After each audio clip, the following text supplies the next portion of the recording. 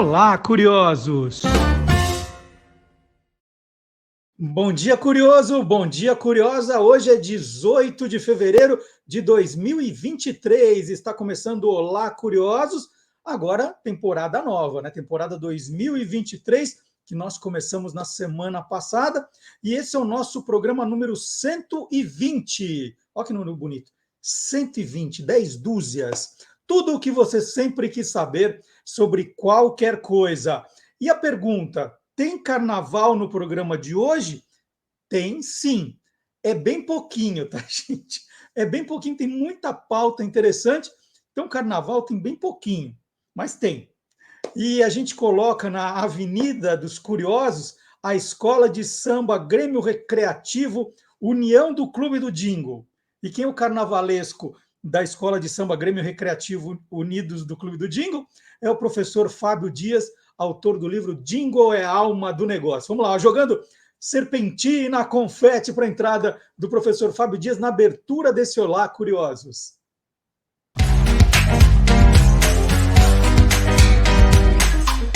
Clube do Jingle.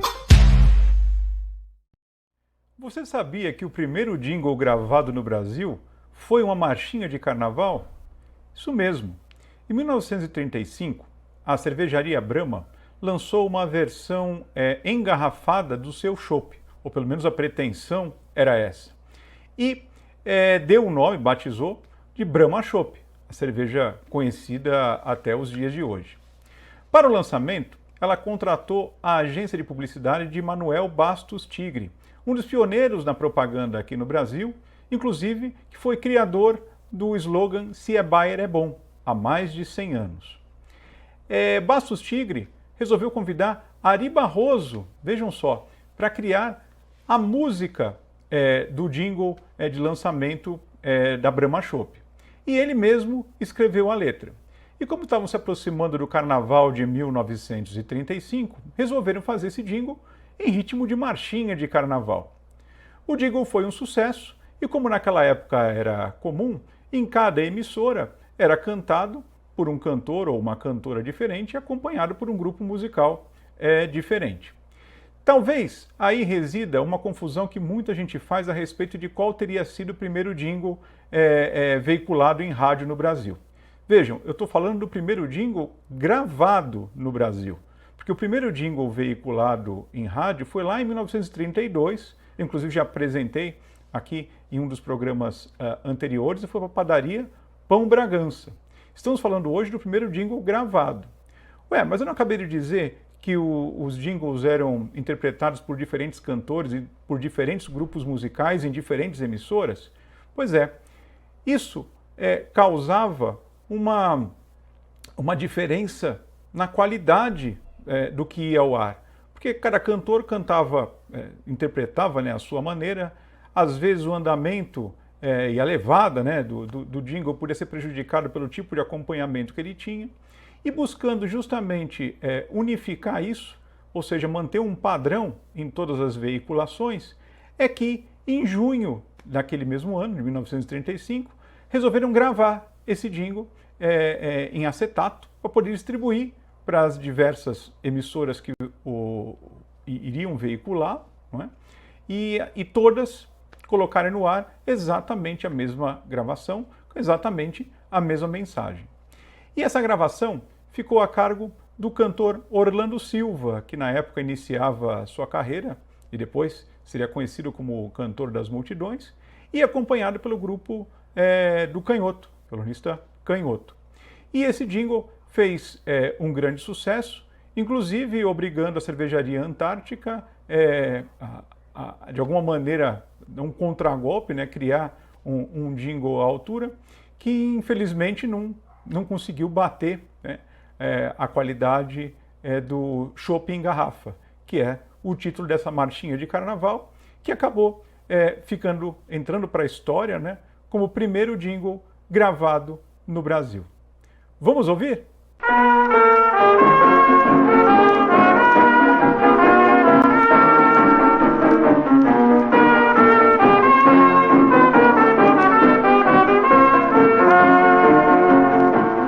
O Brahma Chopp em garrafa querido em todo o Brasil. Corre longe a banca bafa, corre longe a banca bafa, é igualzinho ao de Brasil. Quando o tempo está abafado, o que o tempo desabafa é o Brahma chopp gelado, é o Brahma chopp gelado de barril ou de garrafa. Chopp em garrafa, sem justa fama. É o mesmo chopp, é o mesmo chopp, chopp da Brahma. Chopp em garrafa, sem justa fama. É o mesmo chopp, é o mesmo chopp, chopp da Brahma. Desde maio até janeiro, e de fevereiro a abril, chopp da Brahma é o primeiro, chopp da Brahma é o primeiro, de garrafa ou de barril. Quem o contrário proclama, diz uma coisa e vestir. Inveja do chopp Brahma, inveja do chopp Brahma, de garrafa ou de barril. Chopp em garrafa, é muita fama. É o mesmo chopp, é o mesmo chopp, chopp da Brahma. Chopp em garrafa, sem justa fama. É o mesmo chopp, é o mesmo chopp, chopp da Brahma.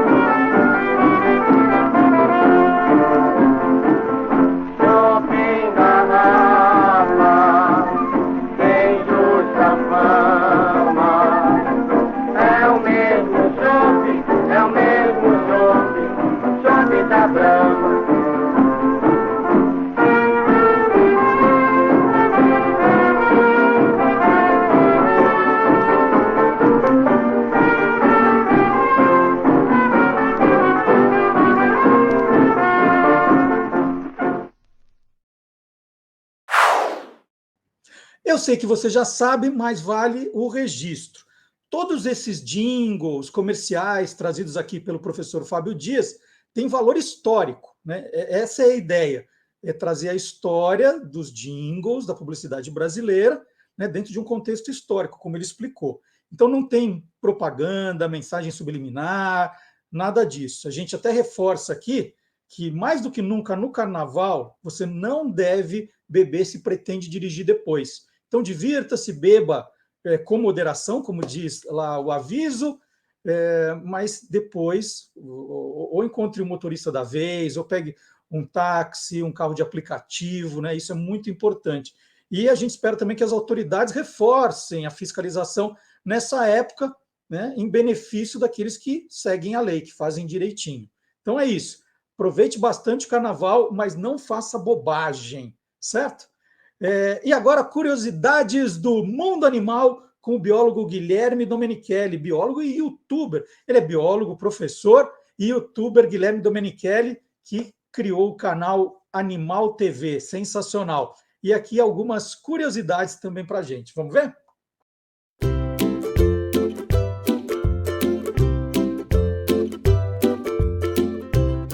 Soltando os bichos, com Guilherme Domenichelli. Bom dia, Guilherme. Bom dia, Marcelo. Tudo bem? Tudo bom. Guilherme, eu queria conversar com você sobre essa notícia, né, que nós vimos na semana passada aqui no Brasil, que o Itamaraty mandou bombeiros, mandou médicos e mandou também, como ajuda humanitária para a Turquia, 4 cães farejadores, né, para ajudar ali no resgate de possíveis sobreviventes, nos escombros dos terremotos que abalaram aí Turquia e Síria no dia 6 de fevereiro.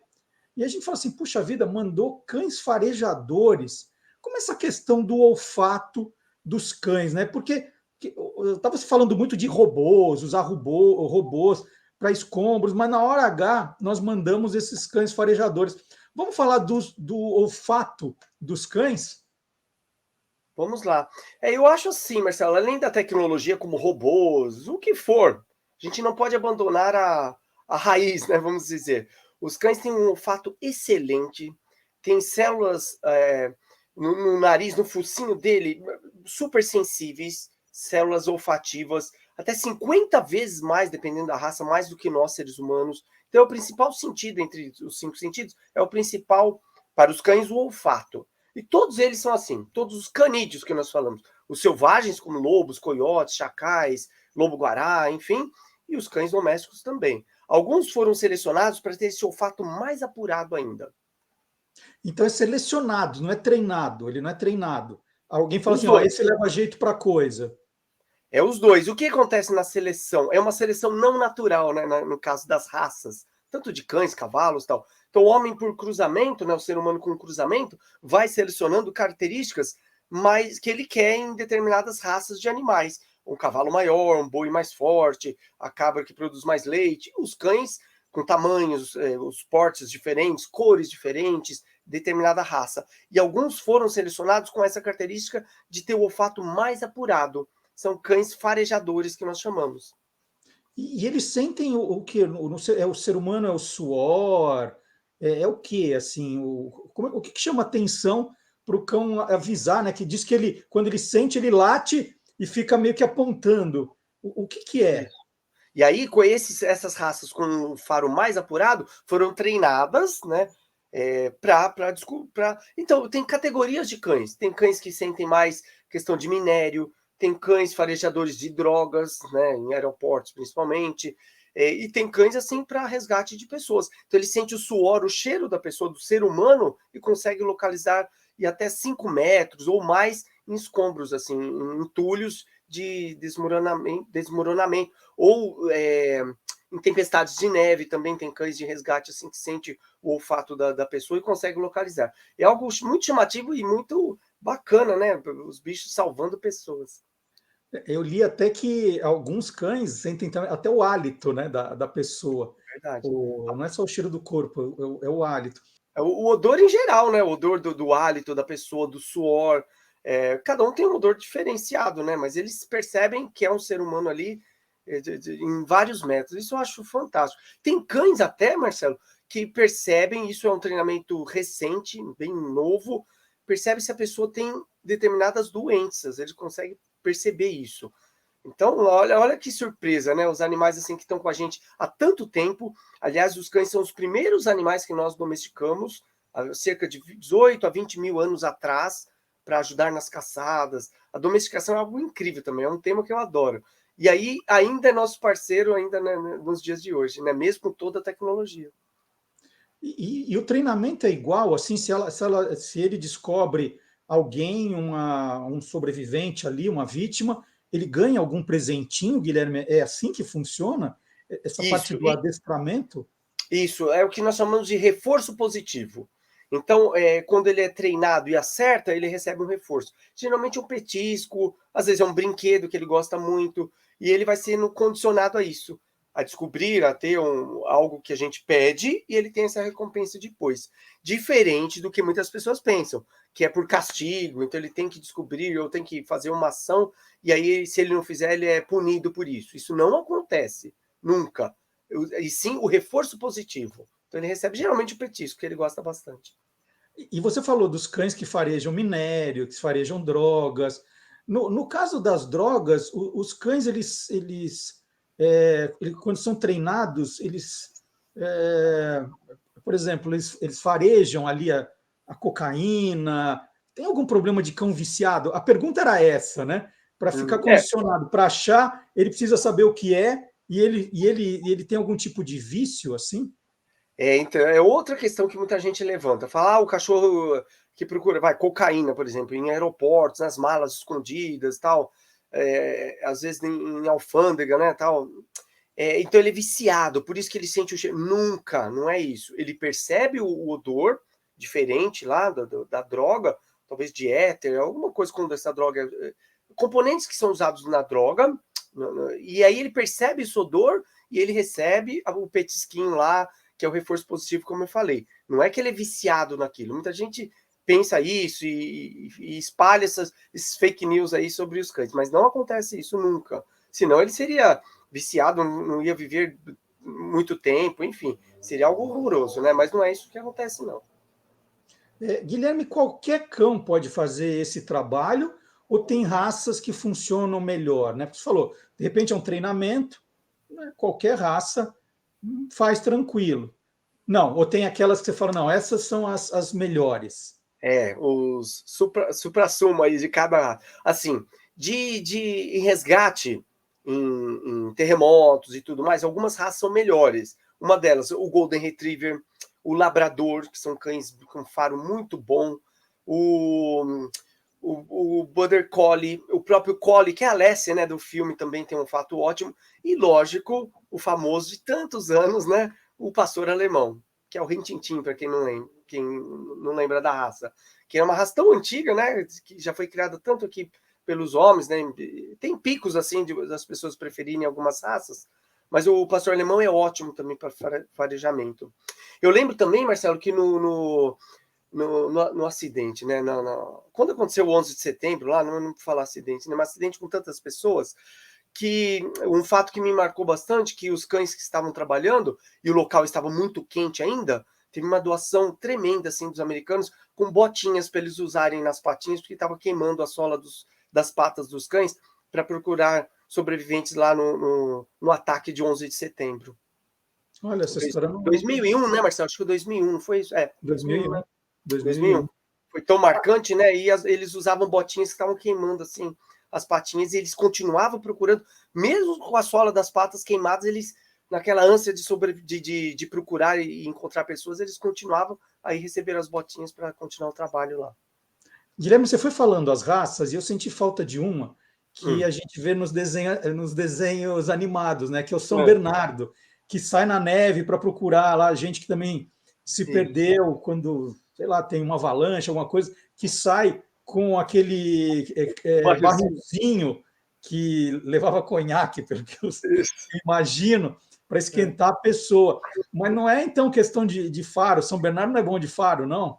É bom de faro também, não é as raças em primeiro ali, mas é bom de faro, mas ele é muito forte, né? Ele tem uma pelagem bem densa para esse salvamento em neve, né? Assim, em avalanches, e ele também consegue resgatar a pessoa, puxar. Então eles faziam pequenos trenós assim de arrasto para levar uma pessoa, e ele conseguia carregar, arrastar por vários quilômetros assim a pessoa, junto com o soldado lá, o bombeiro que vai ajudar no resgate. Então ele é um parceiro nisso também, pela sua força, né? E a pelagem protege do frio, e o conhaque ali, o barrilzinho, né, para ajudar a aquecer a pessoa que sofreu um acidente em lugares muito gelados. Ele é utilizado ainda nos Alpes suíços, em algumas regiões. Só perdeu lugar nos desenhos, que agora a gente não vê mais aqueles São Bernardos ali. E o filme, né, Marcelo? E o filme, né, o Beethoven, não é? Que é o Isso! Verdade. Isso. Muito legal. Vamos fazer um dia conversar sobre os cães de desenhos e filmes, né? Acho que seria um tema bacana também. Não precisa falar duas vezes. Scooby-Doo, é só combinar. Beleza.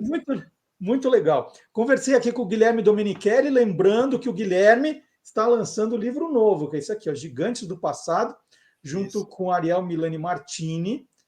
Falamos até no programa passado aqui, conversando com o Ariel, Gigantes do Passado. E além do livro, gente, vocês podem se interessar também pelo jogo, ó, pelos cards Gigantes do Passado. Eles não vêm juntos, eles vêm separados. Você pode se interessar por um ou por outro. Tinha cachorro na Idade do Gelo, Guilherme? Tinha, sim. Nessa época, e no Brasil, os cães das cavernas, semelhantes a lobos, que não existe mais lobo no Brasil. O lobo-guará é outro bicho, semelhantes a lobos, esses que vivem em alcateias, né, em grupos grandes, e eram ótimos caçadores, com um excelente olfato também, que eles caçavam capivaras gigantes e outros bichos aqui dessa Idade do Gelo. Maravilha. Então, até a semana que vem. Hoje falamos sobre o olfato dos cães. aí falando, né, do lado curioso das notícias também, que a gente vê nos jornais, na televisão, vê pela internet, e aqui a gente, né, mostra esse lado curioso. Muito obrigado, Guilherme. Até sábado que vem. Tchau, até sábado que vem. Valeu. Tchau, tchau. E agora, atenção, chegou a hora da segunda parte do especial Minhas Férias na Paraíba. Foi a ideia que eu tive para esse começo do ano. Então vamos começar. Primeiro com a bandeira paraibana. Na semana passada, eu comecei a contar aqui curiosidades das minhas férias. Foi a primeira vez que eu faço isso, né? Tive o repente, assim, vou fazer como quando a gente volta para a escola, né? A redação. Minhas férias. E eu vi tanta coisa legal na Paraíba, falei, vou fazer um especial mostrando as fotos que eu fiz. Se eu tivesse tido essa ideia lá, eu ia ter feito mais fotos e fotos melhores. Mas eu tive essa ideia quando eu já estava aqui de volta, né? Falei assim, puxa vida, podia ter gravado as coisas na horizontal, eu podia ter feito mais vídeos, mas não, estava curtindo as minhas férias, aprendendo um monte de coisa, né? Não tive essa ideia lá, mas dá para ter uma boa ideia das coisas que eu descobri. E aí, quando tem um tema muito legal das minhas férias, eu peço ajuda para os nossos colaboradores. No programa passado, eu mostrei a primeira parte da minha viagem, foi para o interior da Paraíba. Eu estive em Campina Grande, Cabaceiras, Lajedo do Pai Mateus e Ingá. Se você se interessa por esse roteiro, dá uma olhadinha para ver as ideias. Eu mostro as coisas que eu fiz, o meu roteirinho. E hoje nós chegamos, eu e minha família chegamos a João Pessoa, capital do estado. Eu já conhecia João Pessoa, a parte do interior foi novidade, mas eu tinha ido para João Pessoa há 5 anos. E foi uma viagem curtinha, porque eu não apostei tanto em João Pessoa e acabei fazendo 3 dias em João Pessoa e depois fui para Recife, de carro, né, pertinho. Dessa vez não, falei, vou ficar 4 dias exclusivos aqui em João Pessoa, depois de ter feito o interior. E olha, eu me surpreendi como João Pessoa cresceu em tão pouco tempo. É outra cidade do que eu conheci há 5 anos, mas é outra cidade totalmente diferente, né? Com esse ar mais turístico agora, com mais atrações. A cidade está linda. Então, eu vou agora apresentar para vocês João Pessoa, que os paraibanos chamam carinhosamente de Jampa, né? Jampa, que é um nome bonito. Você vê em camisetas, em lugares, Jampa, né? É um jeito carinhoso, como aqui em São Paulo, embora eu nunca tenha visto um paulistano chamar São Paulo de Sampa, né? Quem vem de fora chama de Sampa, a gente aqui não chama tanto de Sampa, lá virou Jampa. E a cidade já teve outros nomes, e essa história é contada na bandeira da cidade. De repente você está passeando lá e vê essa bandeira no mastro, né? Fala assim, a bandeira do Brasil, bandeira do estado da Paraíba, e eu falei, bom, só pode ser a bandeira de João Pessoa. E tem muito da história da cidade nessa bandeira aí. E quem vai contar essa história agora para a gente, já começando, né, porque tem a ver com a história de João Pessoa, é o professor Tiago José Berg. Vamos acompanhar?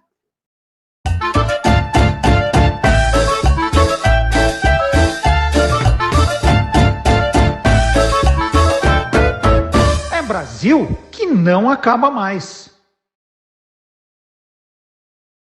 Olá, curiosos! Hoje eu vou contar para vocês uma história fascinante de um dos símbolos de uma das capitais brasileiras que aparece inclusive na capa desse livro aqui, olha só. Símbolos do Brasil, que é esse brasão aqui, ó. E por extensão, também é o elemento que compõe a bandeira de João Pessoa, capital da Paraíba. No brasão e na bandeira aparecem 3 coroas murais em branco ou prata, que representam os 3 nomes que a capital paraibana possuía. O primeiro deles é dado em 5 de agosto de 1585, quando foi fundada a vila de Nossa Senhora das Neves, mais tarde chamada de Filipéia de Nossa Senhora das Neves. O nome é uma homenagem ao rei Filipe II da Espanha, que na época, durante a União Ibérica, comandava as coroas da Espanha e de Portugal. Em 1635, quando os holandeses invadiram as capitanias do Nordeste, Filipeia trocou de nome e passou a ser chamada de Frederica, ou Frederikstad, em homenagem a Frederico Henrique de Orange, que era o rei holandês.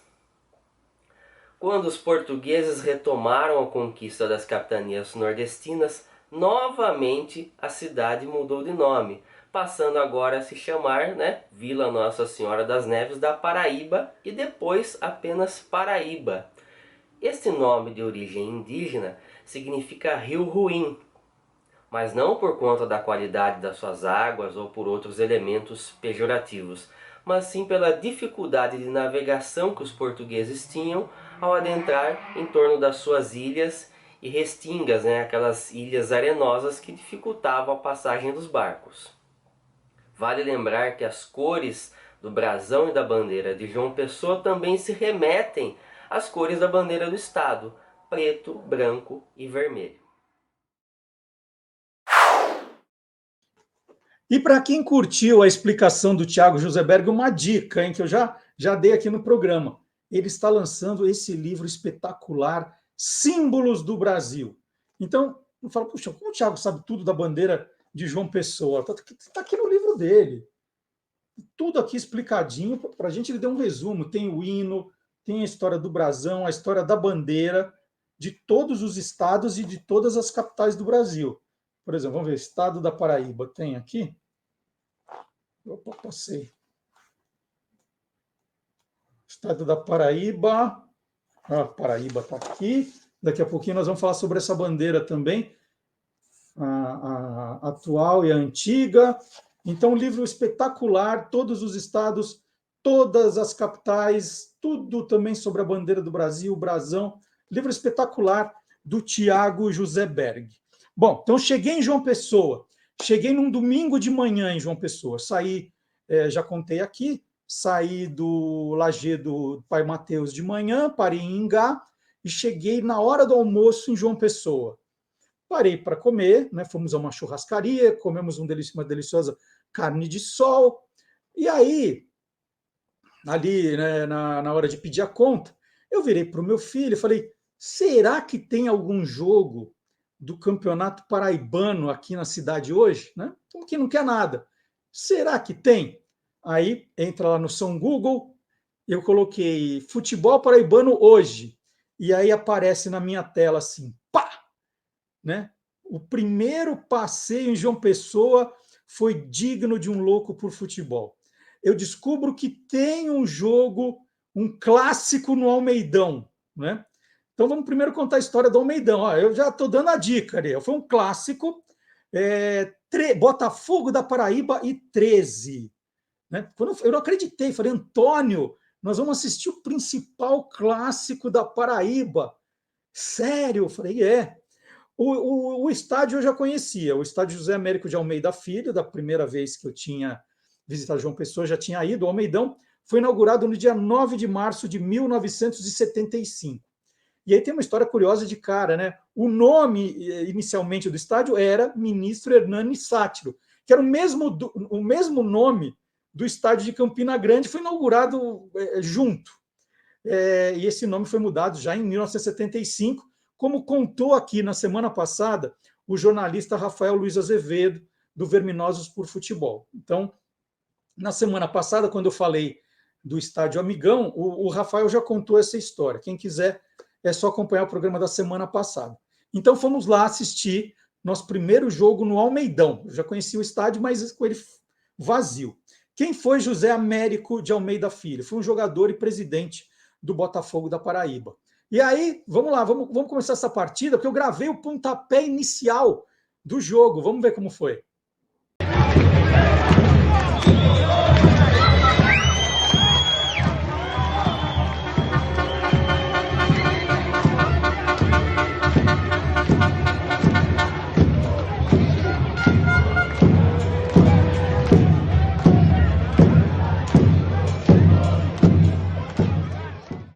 Bom, esse clássico, vocês viram aí, O estádio está meio vazio, é um estádio com capacidade ali para 20 mil pessoas, não devia ter 10.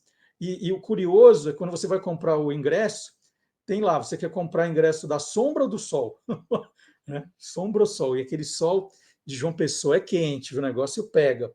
E esse clássico Botafogo e 13 é chamado de clássico tradição. Como a gente tem em São Paulo, tem o Sansão, o Derby, né? Lá tem o clássico tradição. Ele foi disputado pela primeira vez em 20 de agosto de 1939 e foi vencido pelo 13 por 8-1. Naquele domingo em que eu vi esse jogo, o Botafogo estava bem mal no campeonato, não tinha ainda vencido nenhuma partida, então a torcida estava muito brava e o jogo terminou 0-0, gente. Aí a saída dos jogadores, olha só o que rolou.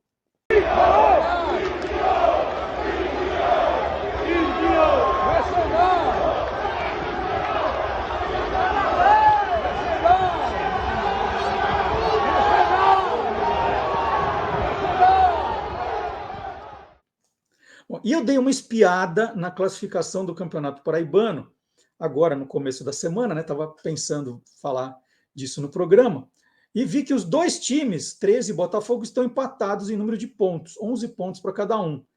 O 13 está em terceiro lugar na competição, o Botafogo em quarto. O Botafogo já tem agora 2 vitórias e 5 empates, está invicto ainda. Um dos empates foi esse 0-0.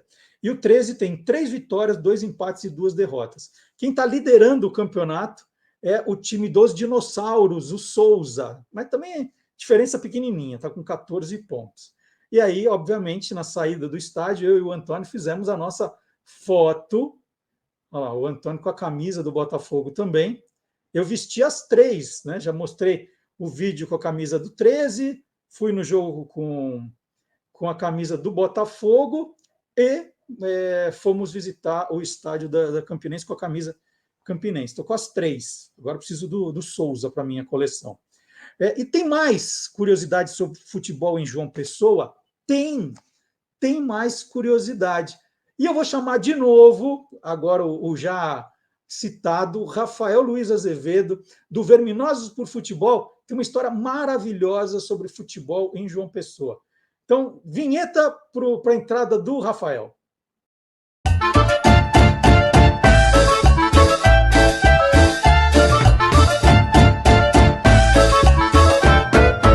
É Brasil que não acaba mais.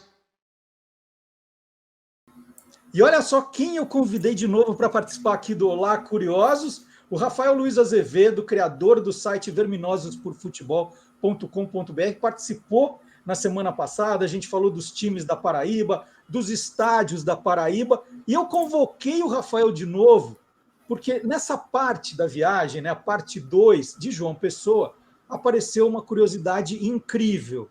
E aí eu vou checar agora com o Rafael essa história. Rafael, bom dia! E aí, Marcelo, tudo bem? Obrigado pelo convite. Olha só, já sabendo que eu estaria em João Pessoa neste episódio, o Rafael está com a camisa do Botafogo de João Pessoa, Botafogo paraibano. Mas nós já falamos dessa história no programa passado. Quem não viu, pode acompanhar lá as curiosidades dos principais times da Paraíba. Mas o que eu queria conversar hoje com você, Rafael, para tirar uma dúvida, é o seguinte: nessa viagem a João Pessoa, numa avenida lá do centro da cidade, tinha umas placas meio em homenagem ao Pelé. Colocaram umas placas, assim, nada muito especial, mas você vê que um torcedor resolveu fazer uma homenagem ao Pelé.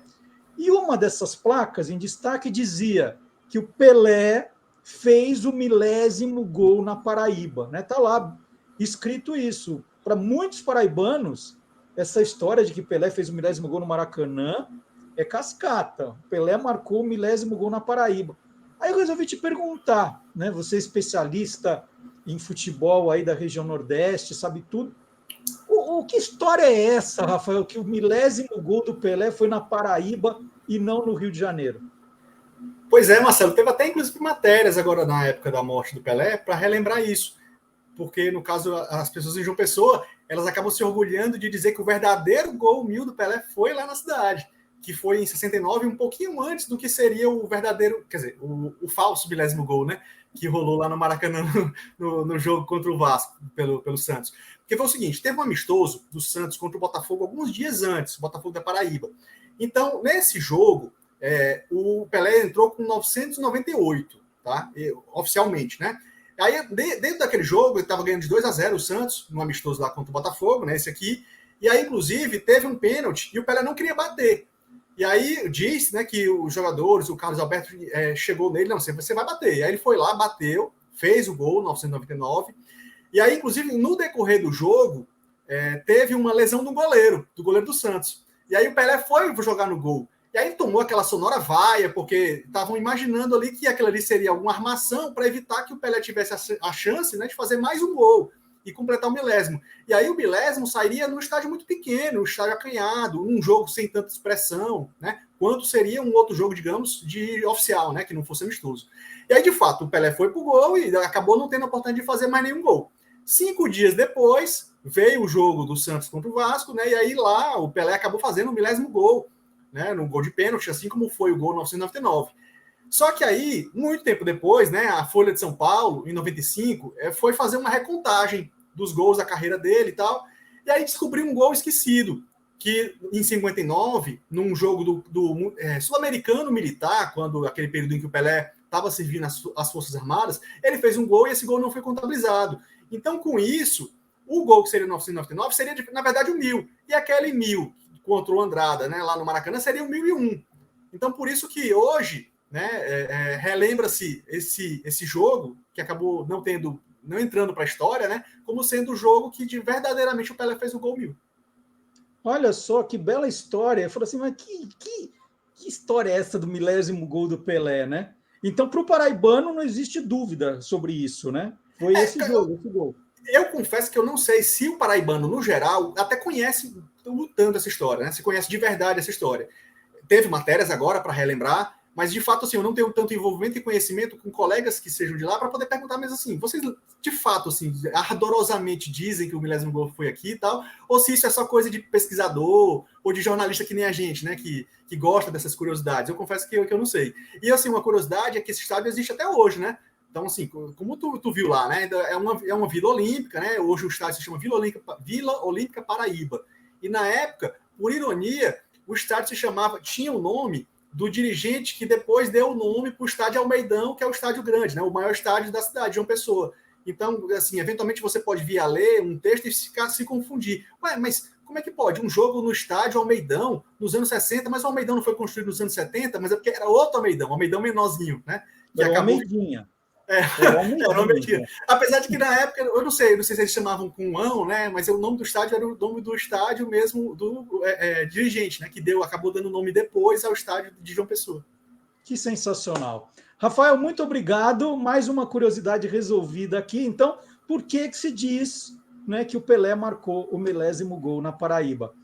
E, ó, gente, não deixem de seguir a página do Rafael, verminososporfutebol.com.br, sempre com curiosidades, sempre com novidades do futebol do mundo inteiro. Em especial, ele trata com muito carinho o futebol da região Nordeste também, que eu adoro. Agora, cada viagem é um jogo. Eu marco as minhas férias agora, Rafael, nunca para a primeira semana de janeiro. Eu espero começar os estaduais para viajar. Então... É bem melhor. E aí, geralmente, são oportunidades da gente ver os times que são menores, né? Que eventualmente no segundo semestre estão parados porque não tem campeonato brasileiro. Então, de repente, você indo para uma cidade como essa, você tem a oportunidade no primeiro semestre de ver aqueles jogos raiz mesmo, né? Aqueles jogos que são interessantes e que normalmente a gente gosta, né? Inclusive, né? Quando eu fui comprar o ingresso para assistir Botafogo e 13 no Almeidão, eu fui comprar na hora o ingresso e tinha lá ingresso, não era assim setor A, setor B, era ingresso sol e ingresso sombra. Isso é sensacional, né? Ingresso sol, ingresso sombra. Eu falei, vou comprar ingresso sombra, que era mais caro, mas, né? Sim, tanto o estádio de João Pessoa quanto o de Campina, eles são desenhados de uma forma que, basicamente, eles só têm 2 arquibancadas, né? Eles têm, assim, uma arquibancadazinha curta atrás dos gols, mas ela é bem baixinha. Então, você tem as 2 opções, né? A opção, e que normalmente fica assim, a sombra, óbvio, fica para o time da casa, a torcida da casa, e os visitantes ficam lá no sol pegando fogo, né? Exatamente. Rafael, muito obrigado. A qualquer momento eu vou te chamar, hein?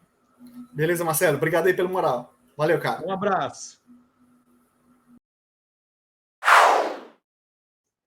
Bom, agora sem futebol, mas com um pouco de praia, né? O mar de João Pessoa foi apelidado por eles carinhosamente de Caribe nordestino. E olha, é bonito mesmo, a cor do mar, a temperatura do mar é delicioso, um mar calmo. Eu digo assim, olha, se é para escolher um mar no Brasil, por enquanto, eu voto no de João Pessoa. Que coisa maravilhosa.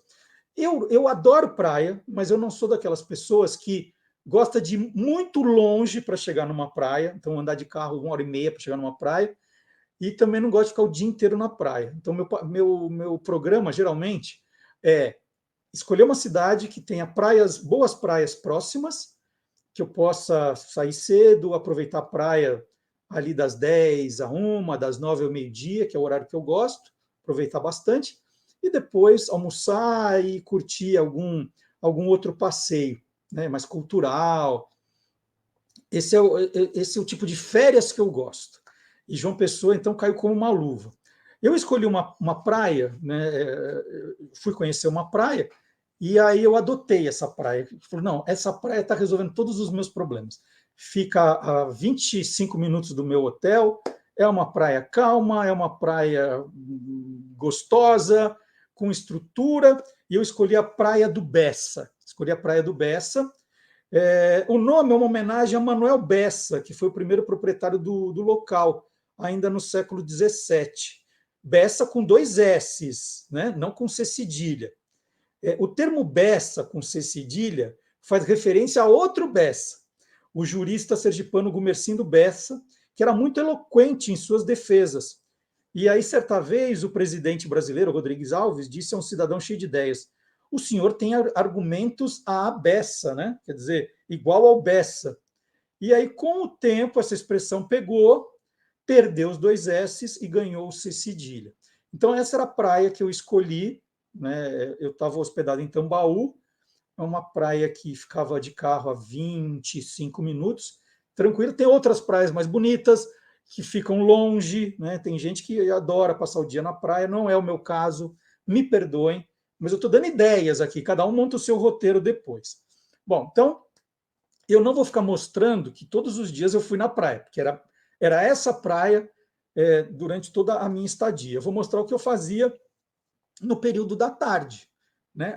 O que seria o lado cultural, artístico da cidade. Então, no primeiro dia, eu sempre escolho um museu que conte um pouco a história da cidade. Então, tem lá o Museu da Cidade de João Pessoa, que é um museu que foi inaugurado em 2021 em um casarão em que João Pessoa viveu. Né? Quem foi João Pessoa? João Pessoa foi presidente da Paraíba. Presidente da Paraíba?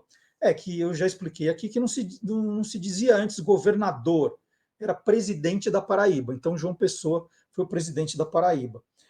E tem uma história, vou agora para a bandeira da Paraíba, né? Por que tem aquele nego, não é nego, é nego na bandeira da Paraíba?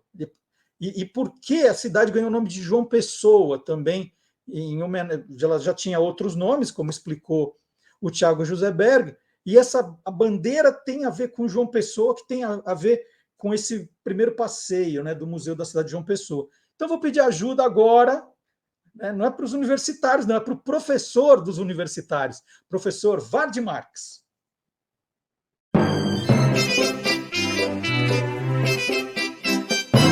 Aí tem história.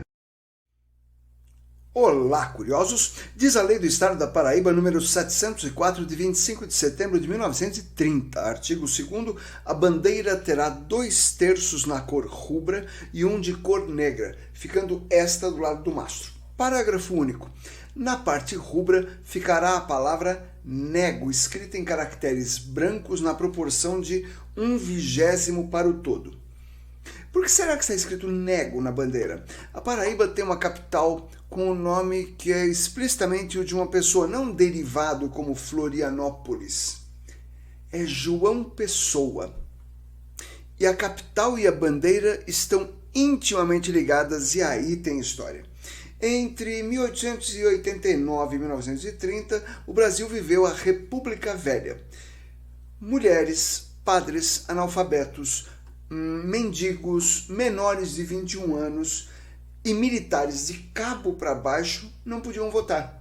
Ou seja, uns 10% da população era votante e o voto não era secreto. O eleitor declarava publicamente em quem ele votava, o que permitia o total controle dos resultados nas mãos dos coronéis. Os estados mais ricos, São Paulo e Minas Gerais, dominavam todo esse processo na chamada política do café com leite, café paulista e leite mineiro, com o candidato de cada um ocupando alternadamente a presidência.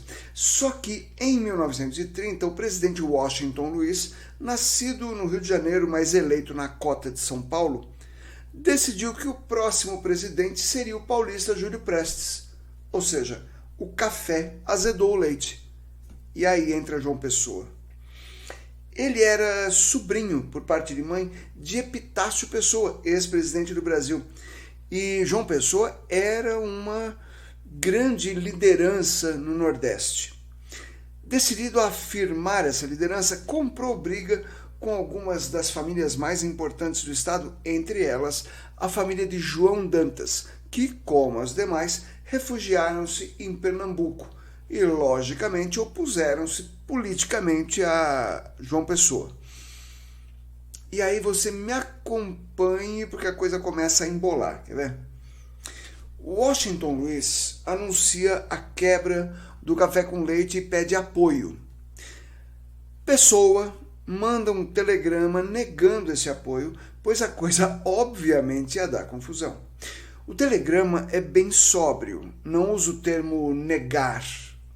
Isso daí foi trazido popularmente e virou uma tradição no estado, nego. Minas Gerais então articula a reação e faz um acordo com o Rio Grande do Sul e Paraíba, lançando uma chapa à presidência com o gaúcho Getúlio Vargas e João Pessoa como vice. A eleição foi em março e eles obviamente perderam. As intrigas regionais continuavam a todo vapor. Um escritório que João Dantas mantinha na cidade da Paraíba, como ainda se chamava a capital do estado, foi invadido. E acharam ali cartas trocadas entre ele e a amante. E publicaram no Jornal do Governo, que era o principal jornal do estado da Paraíba. Dantas, enfurecido, matou o governador João Pessoa em plena luz do dia numa confeitaria com 5 tiros em julho de 1930. A causa foi passional. Porém, como eram inimigos políticos, isso virou o estopim da Revolução de 30, que impediu a posse de Júlio Prestes e colocou Getúlio Vargas na presidência, onde ele ficaria por 15 anos.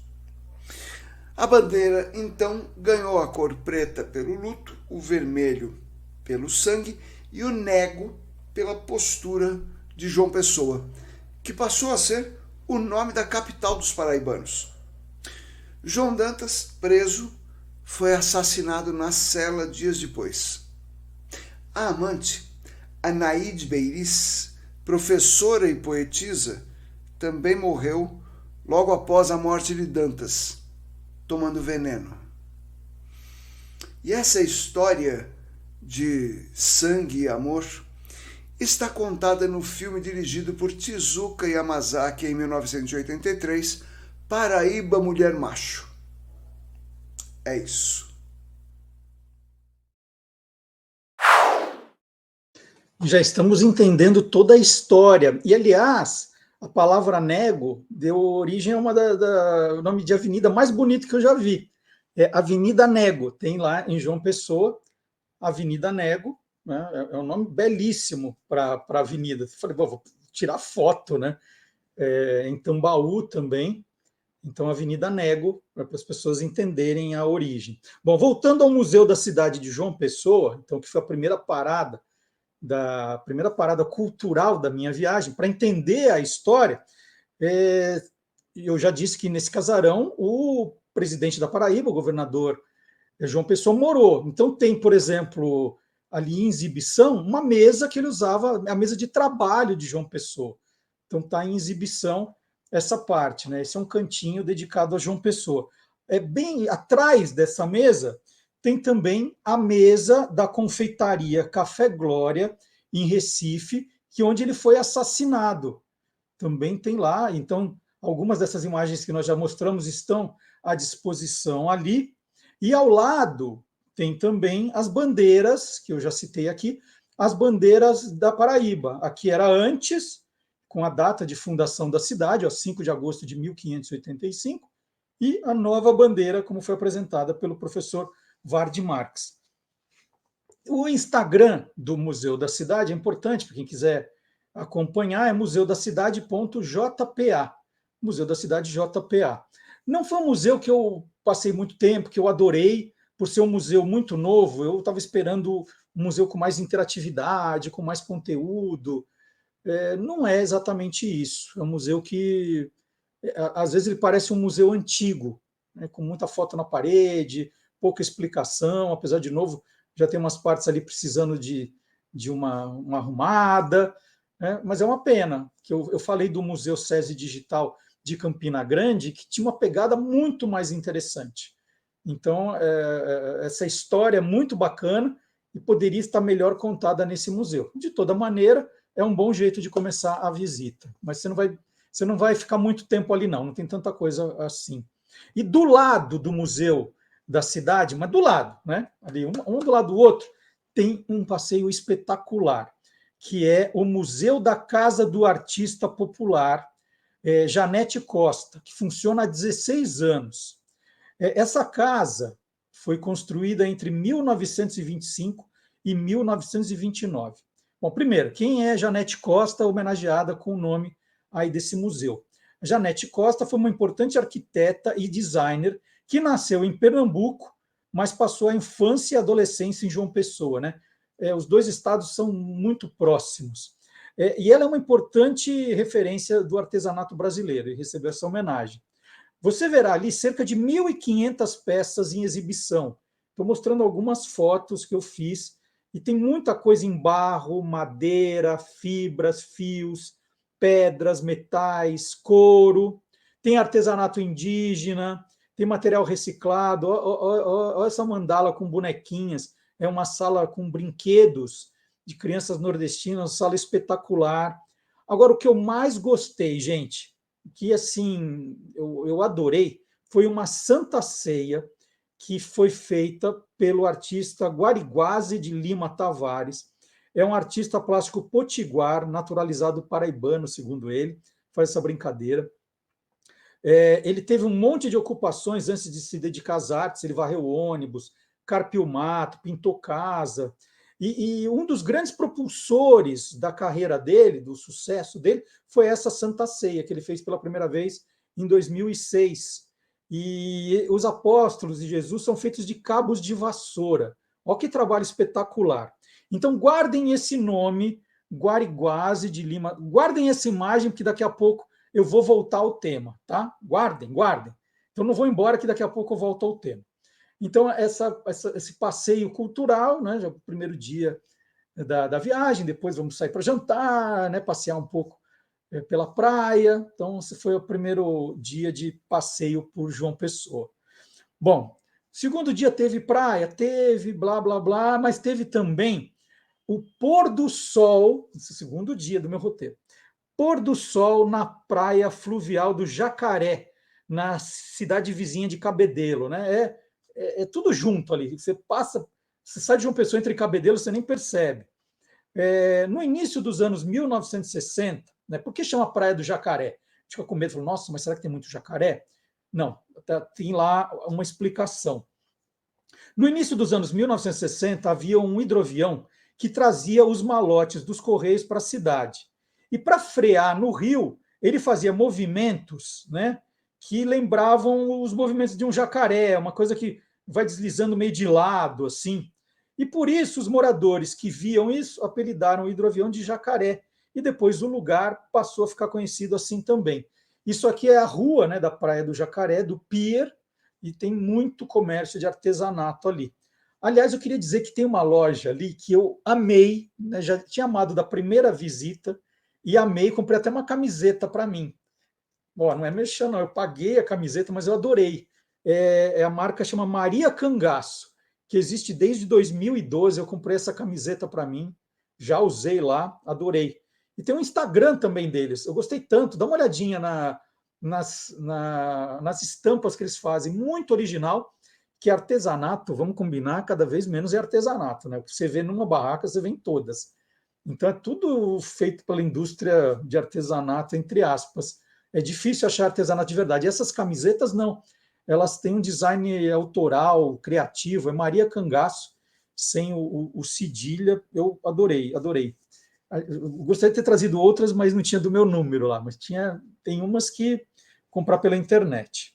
Bom, o que é o pôr do sol na Praia do Jacaré? Por que essa é uma das principais atrações turísticas da cidade? Bom, então a gente precisa... tem que ir para lá no final do dia, porque tem que esperar o sol baixar, e baixando, né para o espetáculo começar. Então, isso assim é uma amostra do que a gente vai vendo. Nesse horário, quando o sol já está mais ou menos assim, é que o espetáculo vai começar. E aí, quem que dá esse espetáculo? É o paraibano José Jurandir Félix, que ficou conhecido no Brasil inteiro como Jurandir do Sax. E ele, né, ele já é aplaudido quando ele entra no barco para começar o espetáculo. Eu gravei isso também.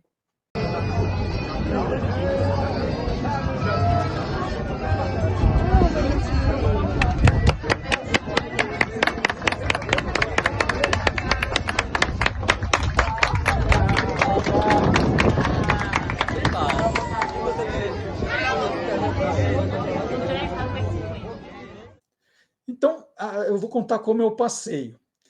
Desde o ano 2000, o Jurandir do Sax, ele se apresenta ali todos os finais de tarde, todos. Ele toca bolero, de Maurice Ravel, a bordo de uma canoa que fica zigue-zagueando pelo rio. E por que bolero de Ravel? Perguntei para ele ali. Ele explicou que a música tem os mesmos 17 minutos que o sol leva para se esconder. Então, quando ele começa o espetáculo, ele já sabe o horário que o sol vai se esconder, calcula os 17 minutos e faz a apresentação. E tem tanta gente para ver, mas tanta gente, que eu vou mostrar como fica o pier, né, de gente espiando. Da primeira vez que eu fui nesse espetáculo, é um espetáculo, eu fiquei no pier, né? Era um desses que estava no pier.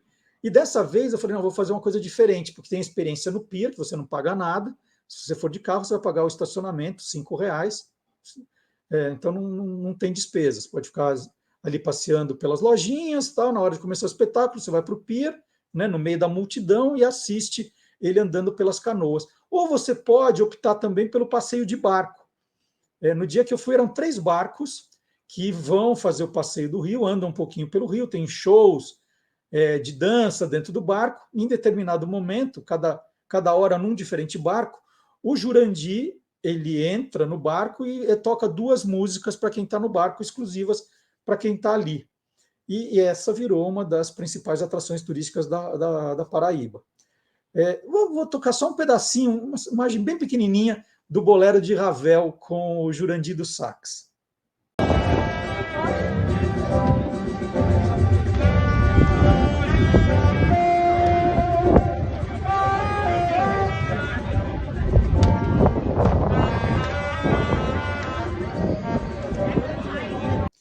E ele, gente, chegou a receber uma comenda da cidade francesa de Levallois, que é onde Ravel viveu e morreu, por causa dessa divulgação do trabalho de Maurice Ravel. Porque, imagina, desde 22 anos, tocando todos os dias bolero de Ravel, ele ficou conhecidíssimo. E aí, como eu disse, ele embarca, eu estava num dos 3 barcos, aliás, Quando você chega lá, o ingresso, eles dizem que é R$60, né? R$60 por pessoa. Mas, ó, chorando um pouquinho, você consegue por 45. Né? Menos de 45 você não consegue, mas 45, chorando um pouquinho dá. Pula de 60 para 50 e com o choro 45. E aí o Jurandir, então, ele embarcou no barco que eu estava e tocou 2 músicas. Uma delas foi essa aqui, ó.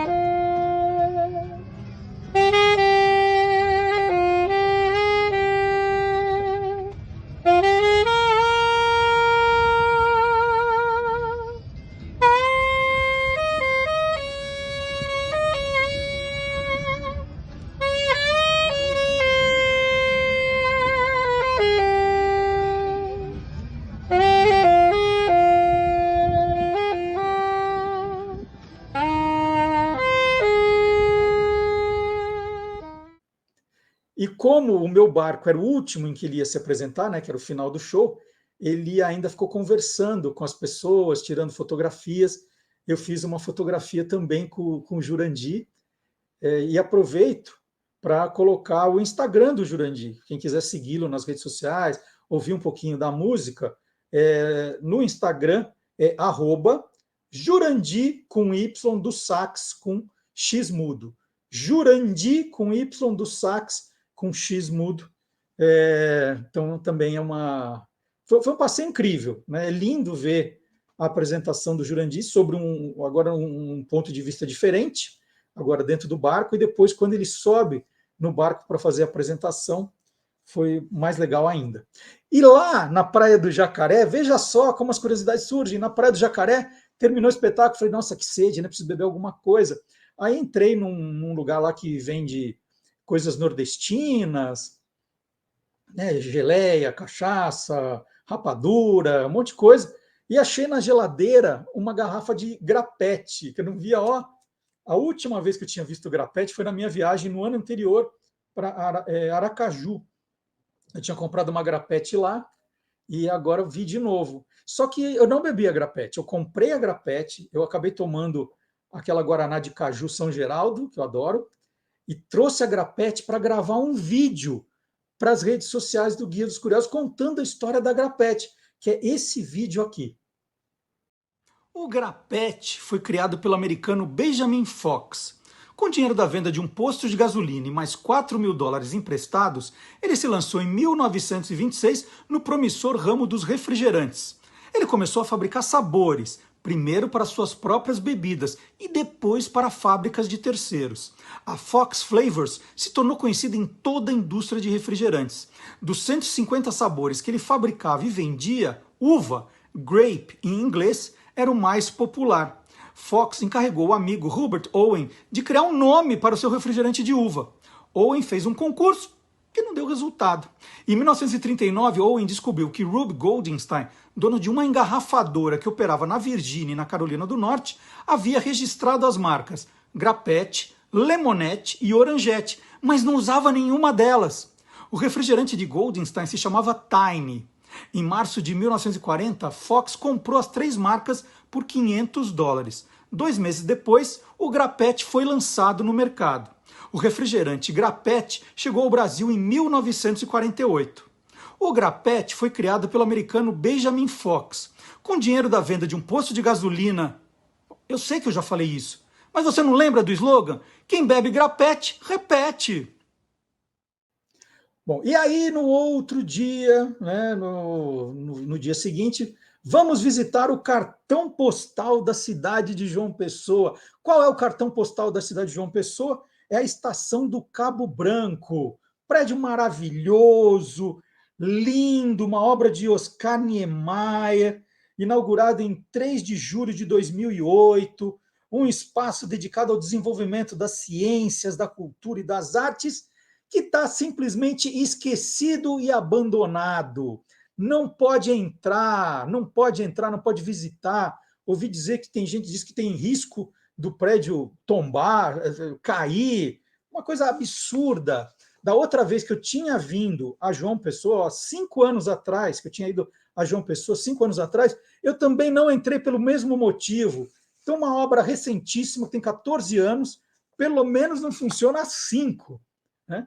Esquecido, abandonado, ó, pega o dinheiro que nós gastamos, joga fora, joga fora. Então não é a estação Cabo Branco, é a estação do Elefante Branco, né? Uma vergonha. Aí procurei na internet algumas reportagens, aí tem lá o governador, o prefeito, não, temos que fazer, temos que acontecer, temos que não sei o quê, e ó, nada. Cartão postal da cidade. E do outro lado tem ainda uma outra estação de ciência que falaram também que nunca abriu, sei lá se é verdade ou não, mas assim, é uma vergonha, como diria o Boris Casoy, né? Dinheiro, ó, Oscar Niemeyer, né? Vamos trazer o Oscar Niemeyer para fazer uma obra que nunca será tratada direito. Muito bem, que lindo.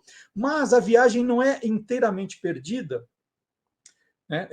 Em parte perdida, porque ao lado da estação Cabo Branco fica o Parque Ecológico Bosque dos Sonhos. Esse sim, esse lugar melhorou entre as minhas 2 visitas. Agora está com uma cara bacana, fizeram lá um tratamento melhor para o bosque, tem estacionamento, tem as lojinhas, tem lugar para comer, né, tem uns lugares bonitinhos. E o que tem ali de bacana? Né? O que tem de bacana no Bosque dos Sonhos? Essa entrada agora, né? Tem como eu falei, as lojinhas de artesanato, entre aspas, mas do lado do Parque Ecológico tem o marco do ponto em que o Sol nasce primeiro no Brasil, que a Paraíba é aquele cotovelo do Brasil, então é onde o Sol nasce primeiro. E tem um marco lá, tem a figura do Sol, olha, o desenho da Paraíba, né, esse cotovelo, como eu falei. Então, esse é o ponto em que o Sol nasce primeiro no Brasil. E, junto com esse marco, tem também um farol que é outro cartão postal da cidade, que mostra, né, o extremo oriental das Américas. É o ponto mais oriental de todas as Américas, né, da América do Sul, do Norte, das Américas. E esse farol foi inaugurado em 21 de abril de 1972. Bom, aí a gente ficou nesse sol aí, fomos bem na hora do almoço, sol de rachar, aí deu uma vontade de tomar um sorvete, eu tomei vários sorvetes, mas eu queria chamar atenção para né, uma rede que eu conheci lá, que é a Mori di Latte, né? Lembra a Bacio di Latte, que a gente vê bastante em São Paulo, e vem com esse biscoitinho em forma de coração, achei o marketing excelente. E qual foi o sabor que eu escolhi? Obviamente o mais curioso. Olha só a apresentação desse sabor, que é o bolo de noiva, sabor bolo de noiva. Estava na cara que eu ia pedir esse. É de chocolate com ameixa. Só pela foto, ó. E eu adorei esse sorvete de chocolate com ameixa. Pessoal de São Paulo, podem fazer esse sorvete aqui também, hein? E depois, passando numa padaria, para um lanchinho à tarde, a gente come bem lá na família, aí essa eu não descobri a origem. Se tem algum paraibano que pode me ajudar, esse é o momento. Eu vi lá, a gente chama de doguinho aqui, né, que é um pãozinho com uma salsicha dentro, e aqui está dog chinês. Por que é dog chinês que se chama na Paraíba? Perguntei para o pessoal da padaria, ninguém soube me responder. Procurei na internet, nenhum sinal, nada. Aí numa padaria lá, dog chinês. Será que alguém me ajuda? Mas não é para ficar chutando, eu quero informações precisas, hein? E aí, depois do sorvete, é hora de visitar o centro histórico da Paraíba. E aí uma surpresa sensacional. Eu tenho lá no centro histórico uma praça com casas coloridas, um lugar muito bonito para fotos, só que estava fechado. Falei, puxa vida, que azar, né? Que azar que eu tive, ou falta de sorte, como alguns preferem, que falta de sorte, eu não vou conseguir entrar. Aí, de todo modo, eu estacionei o carro ali perto e fui andando para ver o que estava acontecendo. Curioso, adora ver, né, uma confusãozinha, já vai lá ver o que estava acontecendo. E aí a falta de sorte virou muita sorte. A TV Globo estava gravando algum especial, não sei para quando, e eles estavam com grupos de festa junina, né? Esses grupos que fazem quadrilha de festa junina. E eu contei aqui que Campina Grande é a cidade das festas juninas. E em junho, lógico, em junho eu não vi nada disso, agora em janeiro.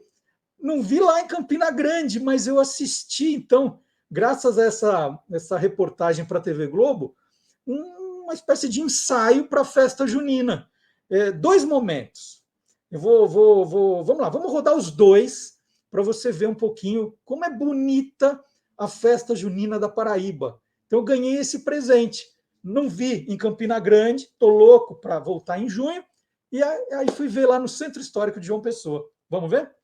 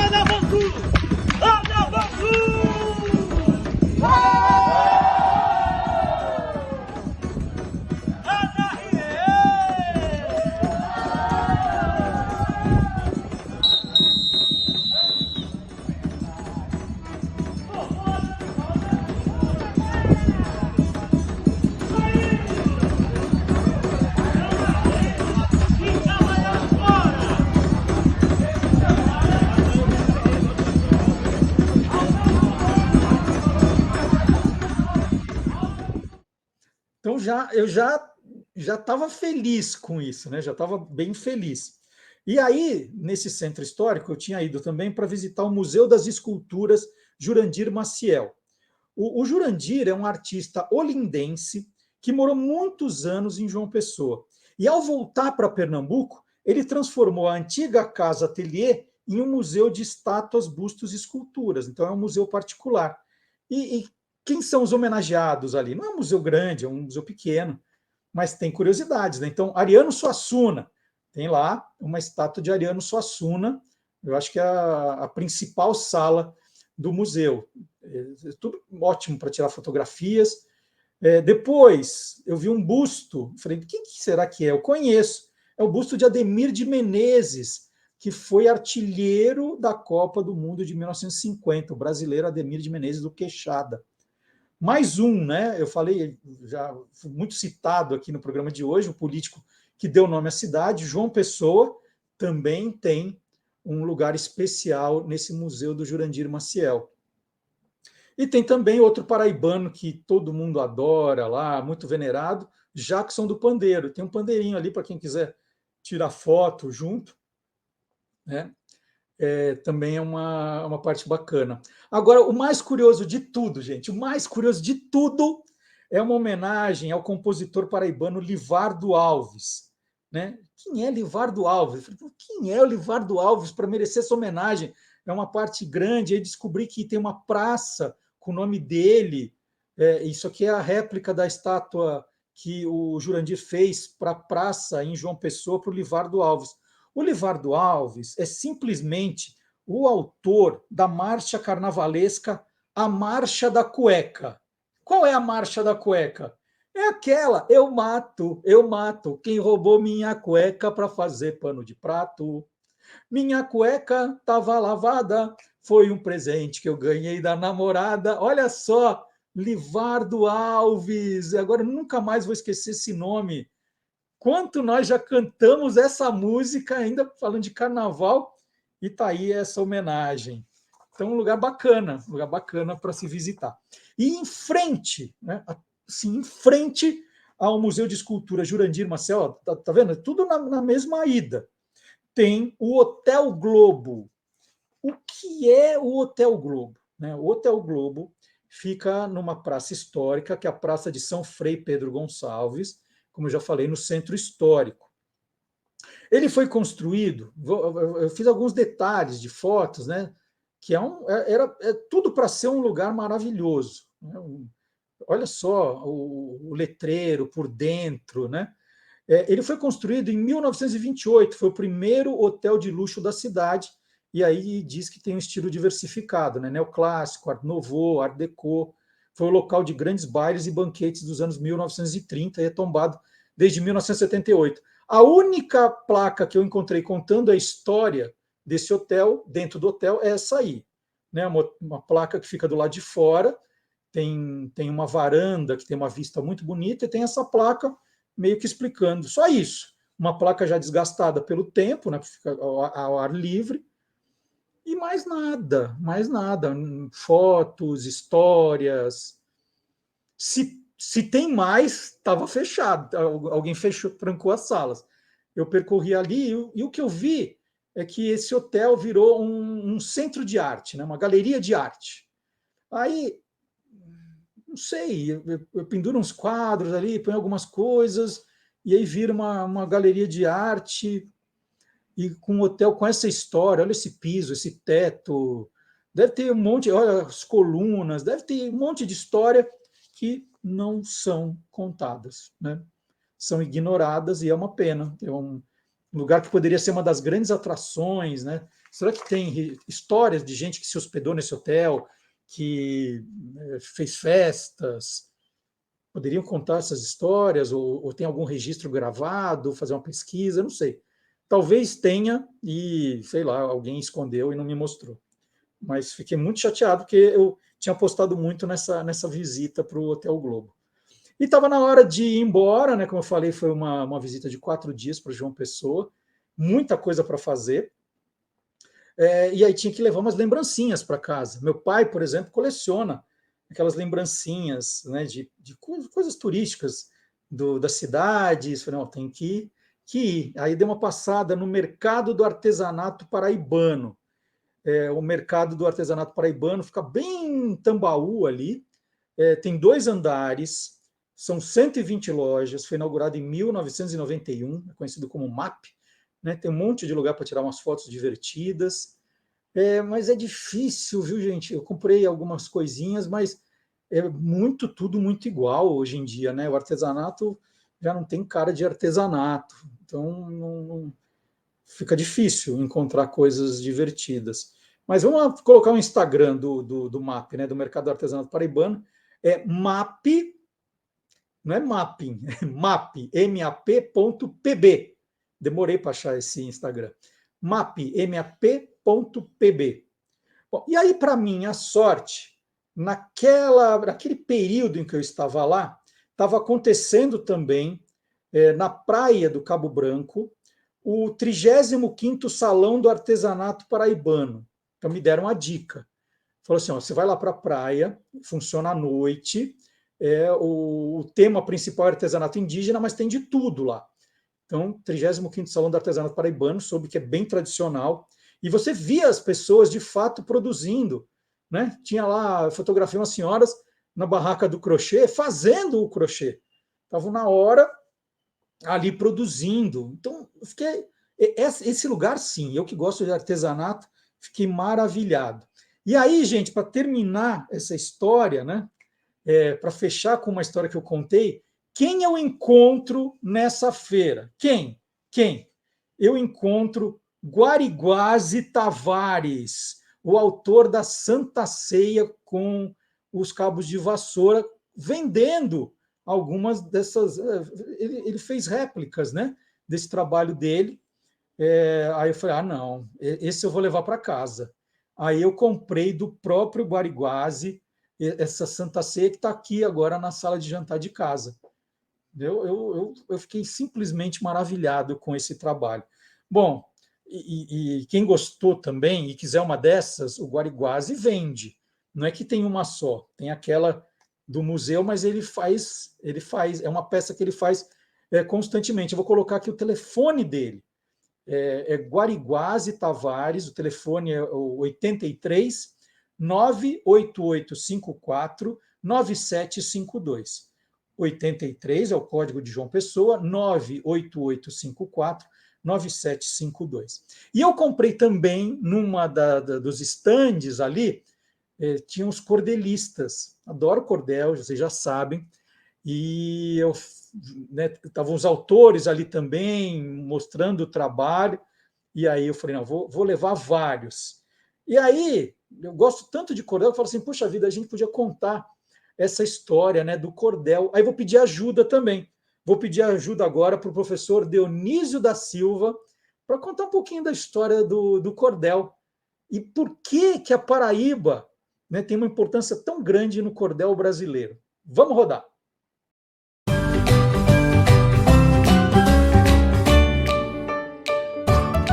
Palavra nua e crua. Bom, e eu mostrei então as compras que eu fiz nessa feira de artesanato em João Pessoa, né, novos cordéis para minha coleção, e aí eu fiquei com essa curiosidade, né? Por que literatura de cordel e por que tanto sucesso na região nordeste do Brasil? Aí pensei, falei assim, isso deve estar no De Onde Vêm as Palavras, livro do professor Dionísio da Silva. Aí vai lá, página 317, tá ali, cordel. Professor Dionísio explica tudo. Bom dia, professor Dionísio. Bom dia, Marcelo. É sempre uma alegria conversar contigo e com os nossos habituais fregueses aqui. Aliás, freguês é uma palavra muito bonita, sobretudo para mim, que sou ex-seminarista, não é? E eu descobri que a Paraíba é a terra do cordel, porque Leandro Gomes de Barros, o primeiro poeta da literatura cordelista brasileira, nasceu em Pombal, na Paraíba. E o Dia do Cordelista é uma homenagem a ele, né? 19 de novembro, foi a data de nascimento, em 1865. Então, melhor lugar para eu estar para falar de literatura de cordel não existia. Mas por que literatura de cordel, professor? Bem, eu acho que, evitando aquele papo de professor, segundo fulano, de acordo com cicrano, né? Vamos, como Odorico Paraguaçu, diretamente aos finalmente, sem os entretantos. Primeiro que a Paraíba e o Nordeste, de um modo geral, é um celeiro de poetas brasileiros, tanto já no cânone literário, como ainda não no cânone, como é o caso do cordel, né?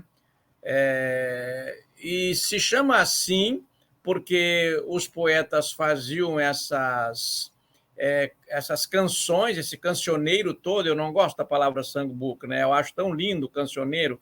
Este cancioneiro geral das poesias dos cordéis eram pendurados em cordas, é por isso que tem esse nome, em cordéis, cordinhas. Cordel é uma cordinha. Então, eles eram pendurados ali para ficarem à venda. No começo, eram manuscritos, e depois passaram a ser feitos naquelas cópias de xilogravuras, como nós as conhecemos, mas hoje, você que está muito mais atualizado nesses assuntos, como é óbvio, eles já aproveitam os modernos meios eletrônicos de impressão, né? E foi algo que nasceu na Europa e depois veio para o Brasil. Tem gente que acha que nasceu no Nordeste, não é bem assim, né? Não. É europeu, e eu acho bonito na linha das pesquisas que eu faço sobre as palavras, é que agora, com a internet, que se tornou uma ferramenta muito fértil para isso, a gente praticamente, a cada vez que entra, descobre uma nova coisa. Hoje, pela madrugada, eu estava vendo, por exemplo, que a palavra mãe, ela surgiu para designar povos, e só depois se consolidou nesse sentido. Quer dizer, mãe era onde havia povo. Se não houvesse povo, aquele título não era de mãe. Assim como nós não dizemos dos animais, a não ser que sejam animais domésticos, por um carinho especial, mas nós não dizemos essa vaca é tia daquela, sobrinha da outra, vovó dessa outra e mãe deste bezerro. É muito raro. E no caso de palavras que nós damos como surgidas no Brasil, elas, às vezes, fizeram um longo percurso. No caso do cordel, este modo de contar em versos é muito antigo. A vida da Anita Garibaldi foi contada inteiramente em versos pelo seu namorado e depois marido, Giuseppe Garibaldi, inteiramente em versos. Então, o modo de contar em versos, primeiro passando pela tradição, né, de boca a boca, e depois pelo impresso, é um costume europeu, sim. E falava de heróis, né, dos cavaleiros medievais. E aí no Brasil, pelo que eu lembro, os dois primeiros grandes personagens foram Padre Cícero e Lampião. O que a gente pode dizer que tem desses heróis medievais para essas duas figuras que se tornaram folclóricas graças ao cordel brasileiro? O que tem em comum, professor? Olha, este é emblemático, né, e sintomático que, no caso, os personagens solares dessas narrativas tenham surgido com um santo e com um bandido. Mas também aí a oposição não é a clássica vigente entre nós de santo e bandido.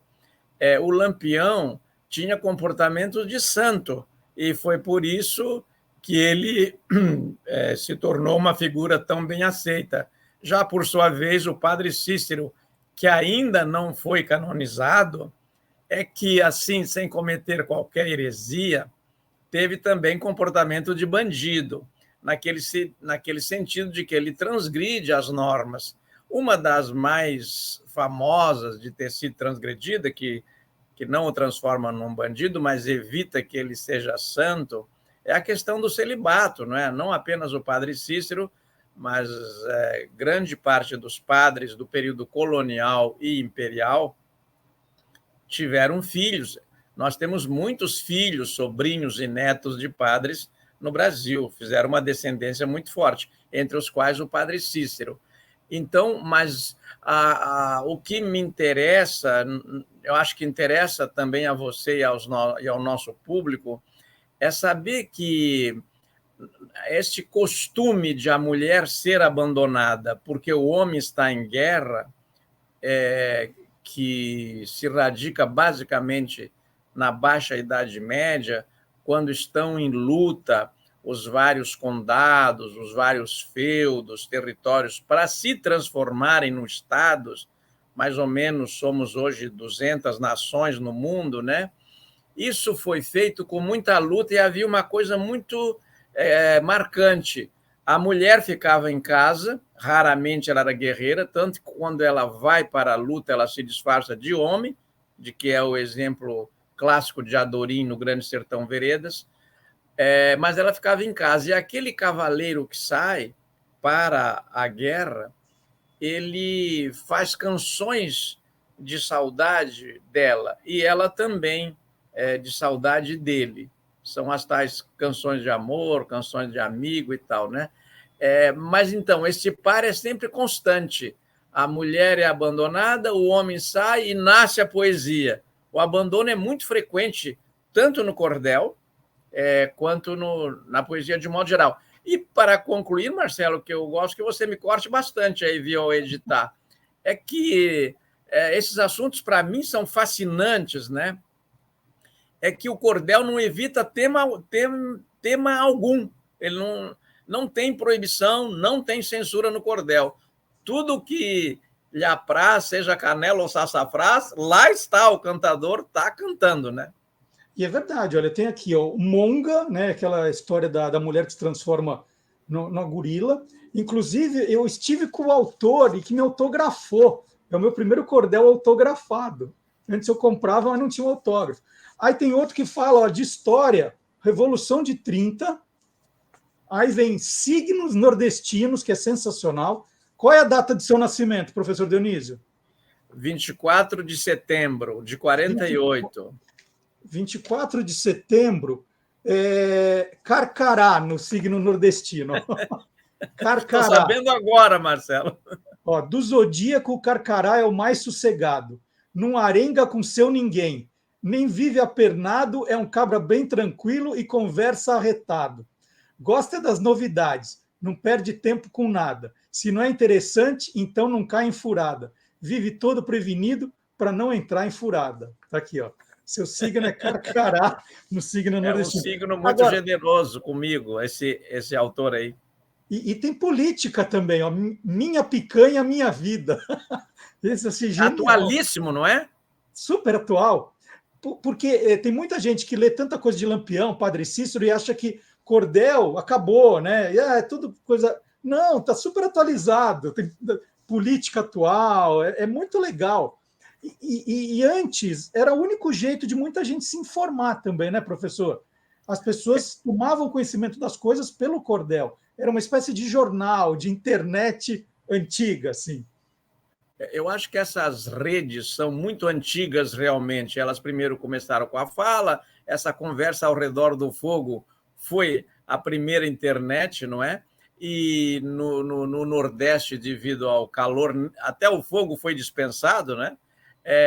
Mas talvez o primeiro jornal brasileiro, valeria aí como tema de pesquisa, tenha sido um cordel, porque foi o que deu a notícia, chegou para aquele povo pela primeira vez na palavra escrita ou já formalizada, num cordel.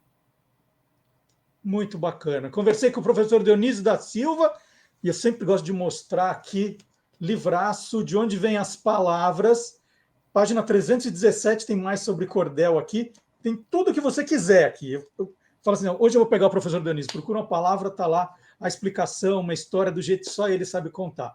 Professor Dionísio, muito obrigado e até semana que vem, hein? Marcelo, você é muito generoso comigo, mas essa 18ª edição ainda lhe faltam muitas palavras. Eu espero que na 19ª venham algumas, centenas delas, que surgiram, inclusive, da leitura de teus livros, porque você descobre muita coisa das quais eu não tinha a menor ideia. Muito obrigado. Um abração, então, professor Dionísio da Silva, semana que vem aqui com a gente. Tchau. Bom, minha viagem está chegando ao final, né? Teve a parte 1 a semana passada, a parte 2 agora. Mas antes de terminar a viagem, eu tenho que fazer um aviso importante. Faltou incluir no meu roteiro, e eu estou falando isso porque talvez tenha gente que vá pensar assim, puxa, vou para a Paraíba também, vou pegar as dicas do Marcelo, vou ficar anotando aqui. Faltou incluir no meu roteiro o Centro Cultural São Francisco, que é o complexo de arte barroca mais importante do país. É um lugar que você precisa dedicar umas 3 horas do seu passeio. Eu já tinha ido na primeira vez, né, há 5 anos eu fui, e eu fiz isso em detalhe, depois passei pelo centro, fui na Academia Paraibana de Letras, e é bom você pegar algum guia local para contar os detalhes, muita coisa, tem tanta coisa para você ver que você pode se perder, né? Tem a igreja, o convento de Santo Antônio, tem a Capela de São Francisco, a Capela de São Benedito, a Capela Dourada, tem o Cruzeiro. É um passeio espetacular. Dessa vez não consegui repetir tudo que eu tinha feito da primeira vez. Então a dica é, às vezes 4 dias em João Pessoa também é pouco, né? Dependendo do passeio, da quantidade de praias que você quer visitar. Eu colocaria aí 5 dias em João Pessoa, mais os 4 que eu fiz pelo interior, pelo menos para essas localidades. Dá para incluir, e eu vou incluir da próxima vez, Areia, que é a terra do Pedro Américo, que também eu fiquei bastante interessado. Tem mais coisas, tem a Rota do Frio na Paraíba, dizem que tem umas cidades lindas por lá. Dá tranquilamente para fazer 10, 11 dias ali pela Paraíba. Tem muita coisa para ser visitada. Então, assim, terminou a minha viagem com as dicas. Espero ter, de algum modo, motivado você a conhecer esse lugar que é especial. Eu adorei a Paraíba. Essa parte terminamos agora, mas o que não termina nunca é a quantidade de fake news que continua circulando pelas redes sociais, pelo WhatsApp. Gente, a eleição acabou, mas a barbárie continua, né? Eu acho que isso é para sempre, não vai acabar nunca mais. O que pode acabar é a gente cair nessas bobagens, né? É a gente estar atento e aprendendo com o nosso colaborador Gilmar Lopes, criador do site e-farsas.com, está sempre ali desvendando aquelas informações que a gente recebe. Tem hora que é verdade, mas a maioria é mentira. Vamos lá, Gilmar Lopes no programa agora.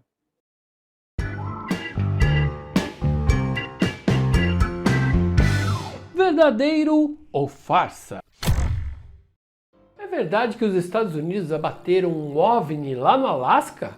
Pois é, essa história apareceu há poucos dias nas redes sociais e deixou muita gente curiosa.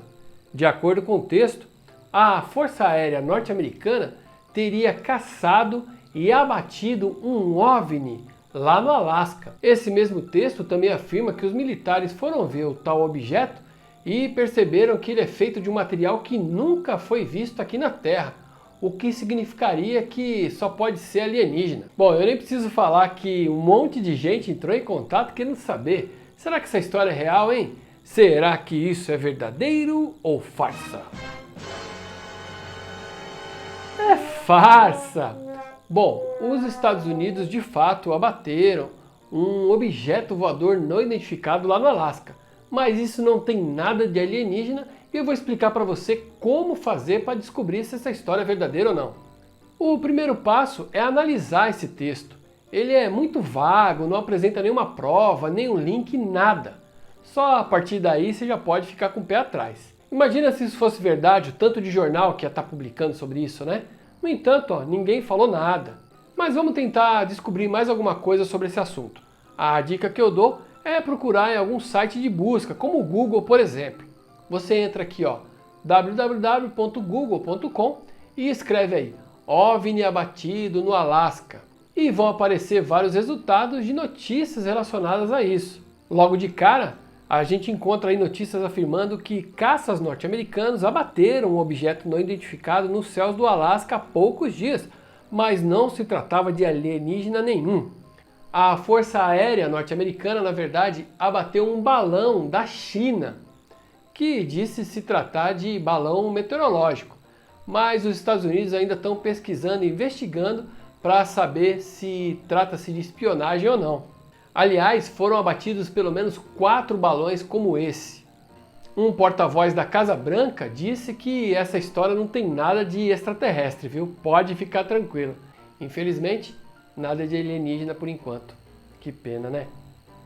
E aí, você quer saber se o que está rolando na internet é verdadeiro ou farsa? Então entra lá no www.e-farsas.com. E nós vamos encerrar com uma homenagem também. O professor Marcelo Abud está chegando e misturando rádio, podcast, videocast, né, trazendo sempre informações muito legais. E ele tem uma homenagem a fazer no programa de hoje. Vamos conferir?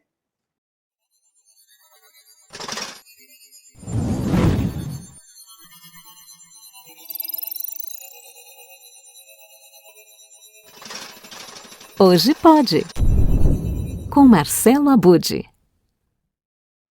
Bom dia, Marcelo Abud! Bom dia, Marcelo Duarte, bom dia aos curiosos e curiosas que nos acompanham. Abud, na semana passada eu fiz a homenagem, né, cumprimentei a Silvânia Alves pelo merecidíssimo prêmio da PCA que ela recebeu, segundo, né, que esse aqui, metade é da Silvânia, ó. Que está aqui guardado pelo Você é Curioso, metade é dela, eu guardo, porque a gente resolveu não dividir o troféu ao meio. Agora não, ela ganhou um inteirinho para ela, né, na categoria rádio, Associação Paulista dos Críticos de Arte, merecidíssimo. Tem que mandar um abraço também para o Paulo Galvão, pelo Madrugada CBN, grande amigo da Rádio Bandeirantes. Mas olha, a lista é mais ou menos grande, fora a rádio tem as outras categorias. Quem quiser saber, pode entrar no blog Peças Raras, que tem a lista completa, né? Então, eu não vou ficar aqui dando prêmio por prêmio, né? Não vou fazer isso.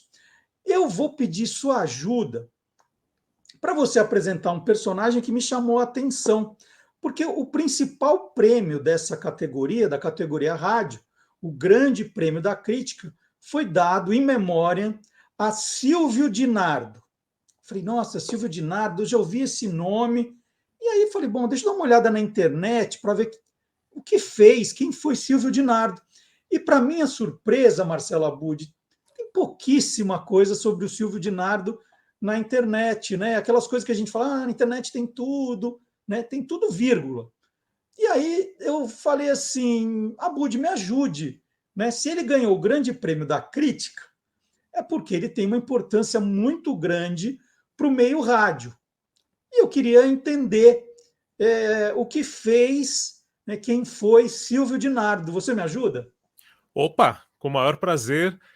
Confesso que não foi fácil, porque eu conhecia o Silvio Dinardo pela APCA, conhecia ele como jornalista da mídia impressa, divulgando as artes, né?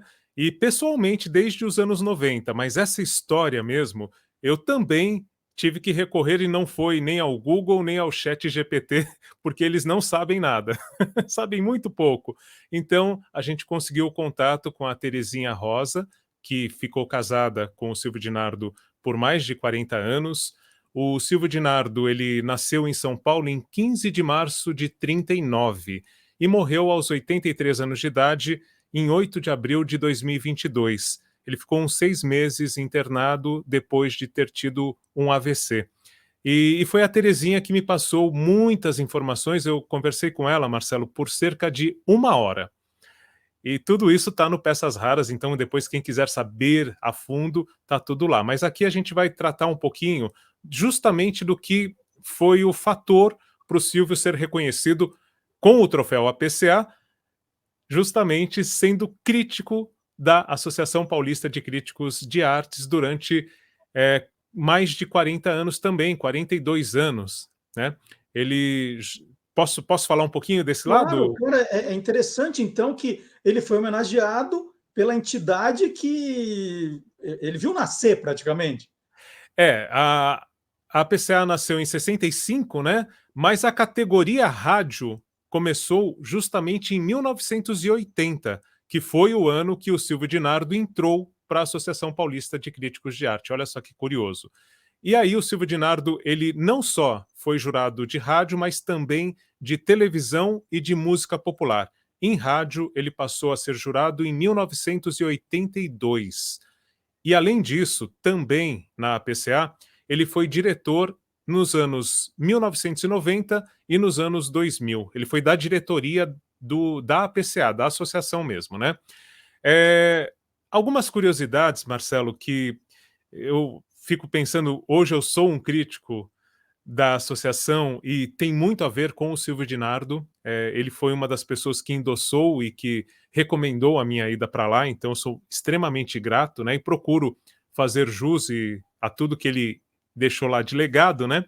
Mas o Silvio Dinardo entrou numa época em que o troféu APCA tinha algumas peculiaridades. Por exemplo, ele era entregue todo ano logo depois do Oscar. Então as pessoas sabiam quando ia ser a entrega, né? E para entregar o APCA, os próprios críticos de cada categoria faziam isso para as pessoas premiadas. E então, no Teatro Municipal de São Paulo, iam de smoking, era traje a rigor, né? Isso era uma marca que até os anos 2000 foi muito forte, até mais ou menos ali 2000, início dos anos 2000, né? Depois, várias situações foram vividas pela arte, né? Em várias fases também. E atualmente, por exemplo, hoje a gente não sabe quando vai ser a entrega do troféu APCA para quem ganhou em 2022, né? A eleição aconteceu no dia 6, agora de fevereiro, mas não tem uma data de entrega ainda definida, porque depende de patrocínio, depende de local que seja cedido para que isso aconteça. Lá, naquele período do Silvio Dinardo, então de smoking, tudo, por exemplo, em 2000, tem uma foto que a Terezinha passou para mim e que eu achei muito emocionante, que ela comenta que foi para o Silvio Dinardo um dos momentos mais marcantes como crítico e como jornalista, que foi a entrega do APCA para o Oscar Ulisses e para o Osmar Santos, porque naquele ano, né, em 2000, ou seja, referente a 1999, a equipe de esportes da Rádio Globo tinha sido eleita a melhor transmissão esportiva do rádio. E o Osmar Santos, ele tinha sofrido um acidente em 94, né? Para quem não sabe dessa história, depois vale pesquisar toda a trajetória do Osmar Santos como comunicador, se tiver alguém mais jovem por aqui, né? E também o que aconteceu. Mas, naquele momento, o Osmar Santos foi receber o troféu junto com o irmão, com o Oscar Ulisses, no palco do Teatro Municipal, das mãos do Silvio Dinardo. Então, o Silvio Dinardo é o típico ouvinte, foi, né, até morrer, o típico amante de futebol que ouvia pelo rádio as partidas com a televisão ligada no jogo do time dele, que, olha a falha, eu não sei qual era o time dele, não perguntei. Mas você lembra quando você conheceu o Silvio Dinardo? Lembro sim, lembro sim.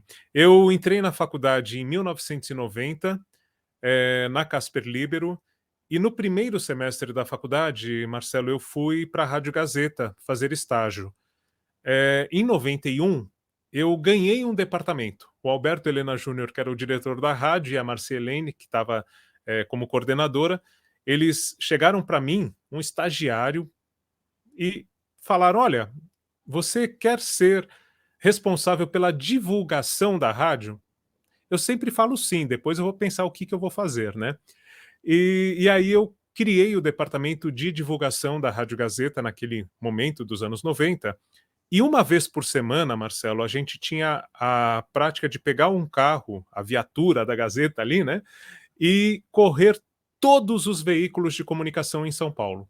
Todos. Para você ter uma ideia, a gente ia no SBT, deixava boletim com a produção do Jô, a gente ia no Estadão e deixava com os críticos de rádio, ia com a Sônia Abrão, que era super parceira, Ferreira Neto, que eram pessoas que tinham trabalhado também já na Rádio Gazeta, né? E o Silvio Dinardo estava no Metronews. O Metronews, para quem é de outra geração, né, que veio depois, o Metronews nos anos 70, nos anos 80, até nos anos 90, era uma grande referência porque era um jornal distribuído de graça nas estações de metrô. E não tinham concorrentes como hoje tem outros jornais, até dos grandes veículos, né, tem versões reduzidas que são entregues e tal. E era muito importante o Metronews. E toda semana eu ia entregar para o Silvio Dinardo um boletim. Na época a gente fazia isso com cópia, né, Xerox, vamos falar Xerox, é marca, mas enfim, para entender, né? E feito a máquina de escrever ainda, antes dos computadores. Era uma máquina elétrica que era da direção da rádio. E eu levava esse boletim para o Silvio Dinardo no Metronews, que ficava na Avenida Ipiranga, se não me engano, nessa época. É isso. E ele recebia os jornalistas pessoalmente, nem todos faziam isso, mas ele fazia questão, era muito sorridente, muito agradável, né? Convidava para tomar um cafezinho, tudo, tal, e conversava bastante. E quando saía alguma coisa na coluna do Metronews, o Silvio Dinardo falava de teatro, falava de televisão, falava de rádio, falava de cinema, das artes, né? Quando saía alguma coisa da Rádio Gazeta ali, era com certeza uma grande repercussão. Depois disso, eu comecei a trabalhar com música e teatro, cada destaque que a gente conseguia no Metronews, ia muita gente nos shows, no teatro, por causa da coluna do Silvio Dinardo. Então foi nesse momento que eu o conheci, já nos anos 90, no momento em que o Silvio já estava mais tranquilo, digamos assim, recolhido, porque ele passou a cuidar muito da filha. Ele tem uma filha com síndrome de Down, teve, né? E ele, a partir dos anos 70, meados dos anos 70, 75, 76, ele passou a ter menos empregos, nunca deixou de ter, né? Mas ele tinha 4 ao mesmo tempo antes disso, e passou a se dedicar como pai em tempo integral também, junto com o jornalismo, né? Então, ele já estava nessa fase nos anos 90, muito dedicado ao Metronews, principalmente, e era fantástica a repercussão, Marcelo. E Abud, eu, né, nessa pequena incursão à internet para saber um pouquinho do Silvio Dinardo, o que chama atenção é que ele era muito próximo do Roberto Carlos, né? Muito próximo do Roberto Carlos, ele foi padrinho de casamento do Roberto Carlos em 1968 com Anice Rossi. E tem uma curiosidade, eu fui me perguntar, né, por que o Roberto Carlos se casou na Bolívia? Você sabe por quê, Marcelo Duarte? Não faço a menor ideia. Então, a questão é que a Anice, ela era desquitada e já tinha uma filha quando o Roberto se casou com ela, né? E no Brasil não era permitido o casamento de uma pessoa desquitada na Igreja Católica, né? Isso só passou a ser possível a partir de 77 por aqui. Então eles foram à Bolívia para se casar lá e o Silvio Dinardo foi um dos padrinhos de casamento do Roberto Carlos e da Anice nesse momento em 1968. Então ele foi padrinho de casamento, era um grande amigo do Roberto Carlos, mesmo de confidências, né, do Roberto Carlos confidenciar coisas para ele. E aí uma outra característica que é importante do Silvio Dinardo, né, a ética e o respeito. Ele era muito, muito, muito respeitado pelos artistas, porque ele respeitava os artistas. O que era vida pessoal e que não tinha nada a ver com a carreira, o que não era para ser público, não era público. Então, esse era um lado que tornava o Silvio Dinardo amigo dos artistas. O Antônio Fagundes, segundo a Terezinha Rosa me contou, ele dizia, quando dava uma entrevista para o Silvio Dinardo, que a entrevista era para o Silvio e não para a Revista Amiga. Se fosse para a Revista Amiga, não sendo o Silvio jornalista, ele não daria aquela entrevista. Então são pontos dessa credibilidade que ele alcançou, tanto como crítico, como jornalista. Ele dava muita entrevista em rádio, inclusive, para falar do Roberto Carlos, né, dessa relação dos dois, e tinha o sonho, antes de sofrer o AVC, ele queria reencontrar o Roberto Carlos como amigo, era muito difícil, né? E a Terezinha tentou isso. O Flávio Rico também, que eu também entrevistei para saber um pouquinho sobre o Silvio Dinardo, está lá no Peças Raras essa entrevista. O Flávio Rico conta que tentou gravar uma mensagem com o Roberto Carlos, mas não deu tempo, né? Não deu tempo e o Silvio foi antes dessa mensagem chegar. Bom, e nessa conversa que você teve com a dona Terezinha, de 1 hora, né? Ela contou uma curiosidade sobre Roberto Carlos, que o Marcelo Abud separou e que a gente vai ouvir aqui agora. E eu falei, o Roberto vai fazer uma viagem, aqueles navios. Eu falei, eu já estou preparando tudo para a gente ir. Vai só eu e você, nem que seja na cadeira de rodas, porque ele tinha tido AVC, né? E ele chegou até a sorrir, porque ele sabe, quando eu falava para ele que eu ia fazer alguma coisa, eu fazia. Não deu tempo, porque ele ficou 6 meses na cama, Marcelo. Bom, mas isso é só um trechinho, né? Como o Abud disse, essa conversa foi longa. Ele conversou com o Flávio Rico, ele pesquisou bastante, e agora tem um especial no blog Peças Raras sobre o Silvio Dinardo. É isso, Abud? É isso, tem meia hora ali em que eu relato, né, toda a trajetória do Silvio Dinardo, coisas que eu não sabia, que eu acho que pouca gente sabe, mesmo quem conviveu com o Silvio, né, que conhecia ele como um jornalista, como um crítico de arte, tem muita curiosidade mesmo ali, e vale a pena conferir, tá lá no Peças Raras, em áudio, vídeo e texto, e fotos. Então, como é que a gente acha, né? Porque quem está ouvindo, não adianta só colocar o GC aqui, você tem que contar quais são os endereços. Isso, o caminho, assim, que dá para chegar a tudo, essa postagem, especialmente, eu vou colocar no blog Peças Raras. Então é Peças Raras, fica pecasraras.blogspot.com. Ou coloca blog Peças Raras no Google, ele vai mandar para lá, e aí tem uma postagem, uma com todos os premiados da PCA, tem trechos de vídeos, entrevistas e tudo mais de cada um deles, links, né, para as pessoas ouvirem também, porque sabem quem ganhou e tem os links, e tem o link para todos os ganhadores de todas as categorias que o Arcanjo sempre coloca no blog dele, está lá o link também, se quiser conferir os outros ganhadores. E eu fiz ali um videocast, né, que já causou polêmica, eu vi lá no chat, né, do programa, mas é isso, um podcast que tem vídeo também, ok, não vamos entrar muito na polêmica, um videocast de 30 minutos, até mais, acho que tem 40 minutos, falando do Silvio Dinardo, toda a trajetória e com a entrevista do Flávio Rico no final. Maravilha. Então, Abud, muito obrigado por nos ajudar, por enriquecer a internet, né? Nós estamos colaborando com a internet, colocando coisas, né? Agora pode dizer que agora tem tudo, agora tem sobre o Silvio Dinardo, agora eu já acredito que tem bastante coisa, tem tudo lá. E o Abud estará aqui de volta na semana que vem, combinado? Combinado, até lá. Até a semana que vem, Abud, um abraço. Um abraço, obrigado. E nós estamos chegando ao final do segundo Olá Curiosos da temporada 2023. Espero que você tenha gostado. Está gostando desse formato? Né? Agora é um formato mais assim, ó, cheio de coisa, conversando mais com os nossos colaboradores. Né? Estamos querendo ganhar cada vez mais ritmo com o nosso programa. Você disse, você está gostando ou não? E a gente está fazendo umas experiências o tempo todo aqui. Então, espero que você esteja gostando. Não vá embora sem deixar aquele seu joinha. É muito importante para o engajamento. Compartilhar com os amigos. Se você não quiser compartilhar o programa inteiro, durante a semana nós publicamos trechos do programa. Então, poxa, eu gostei disso, gostei daquilo. E aí você já pode mandar diretamente para a pessoa só aquela parte que interessa. Então, tá aí. Semana que vem voltamos com mais um Olá Curiosos. E a gente vai encerrar com o Jurandir do Sax. O Jurandir do Sax, vocês viram, eu falei, né? Ele tocou 2 músicas no barco que eu estava. Uma já foi. E a gente encerra o programa com ele, o momento de arrepiar dentro do barco, aquela noite já caindo em João Pessoa, ali, Cabedelo, uma coisa espetacular. Eu encerro o programa com isso. Então, até a semana que vem. Tchau, gente!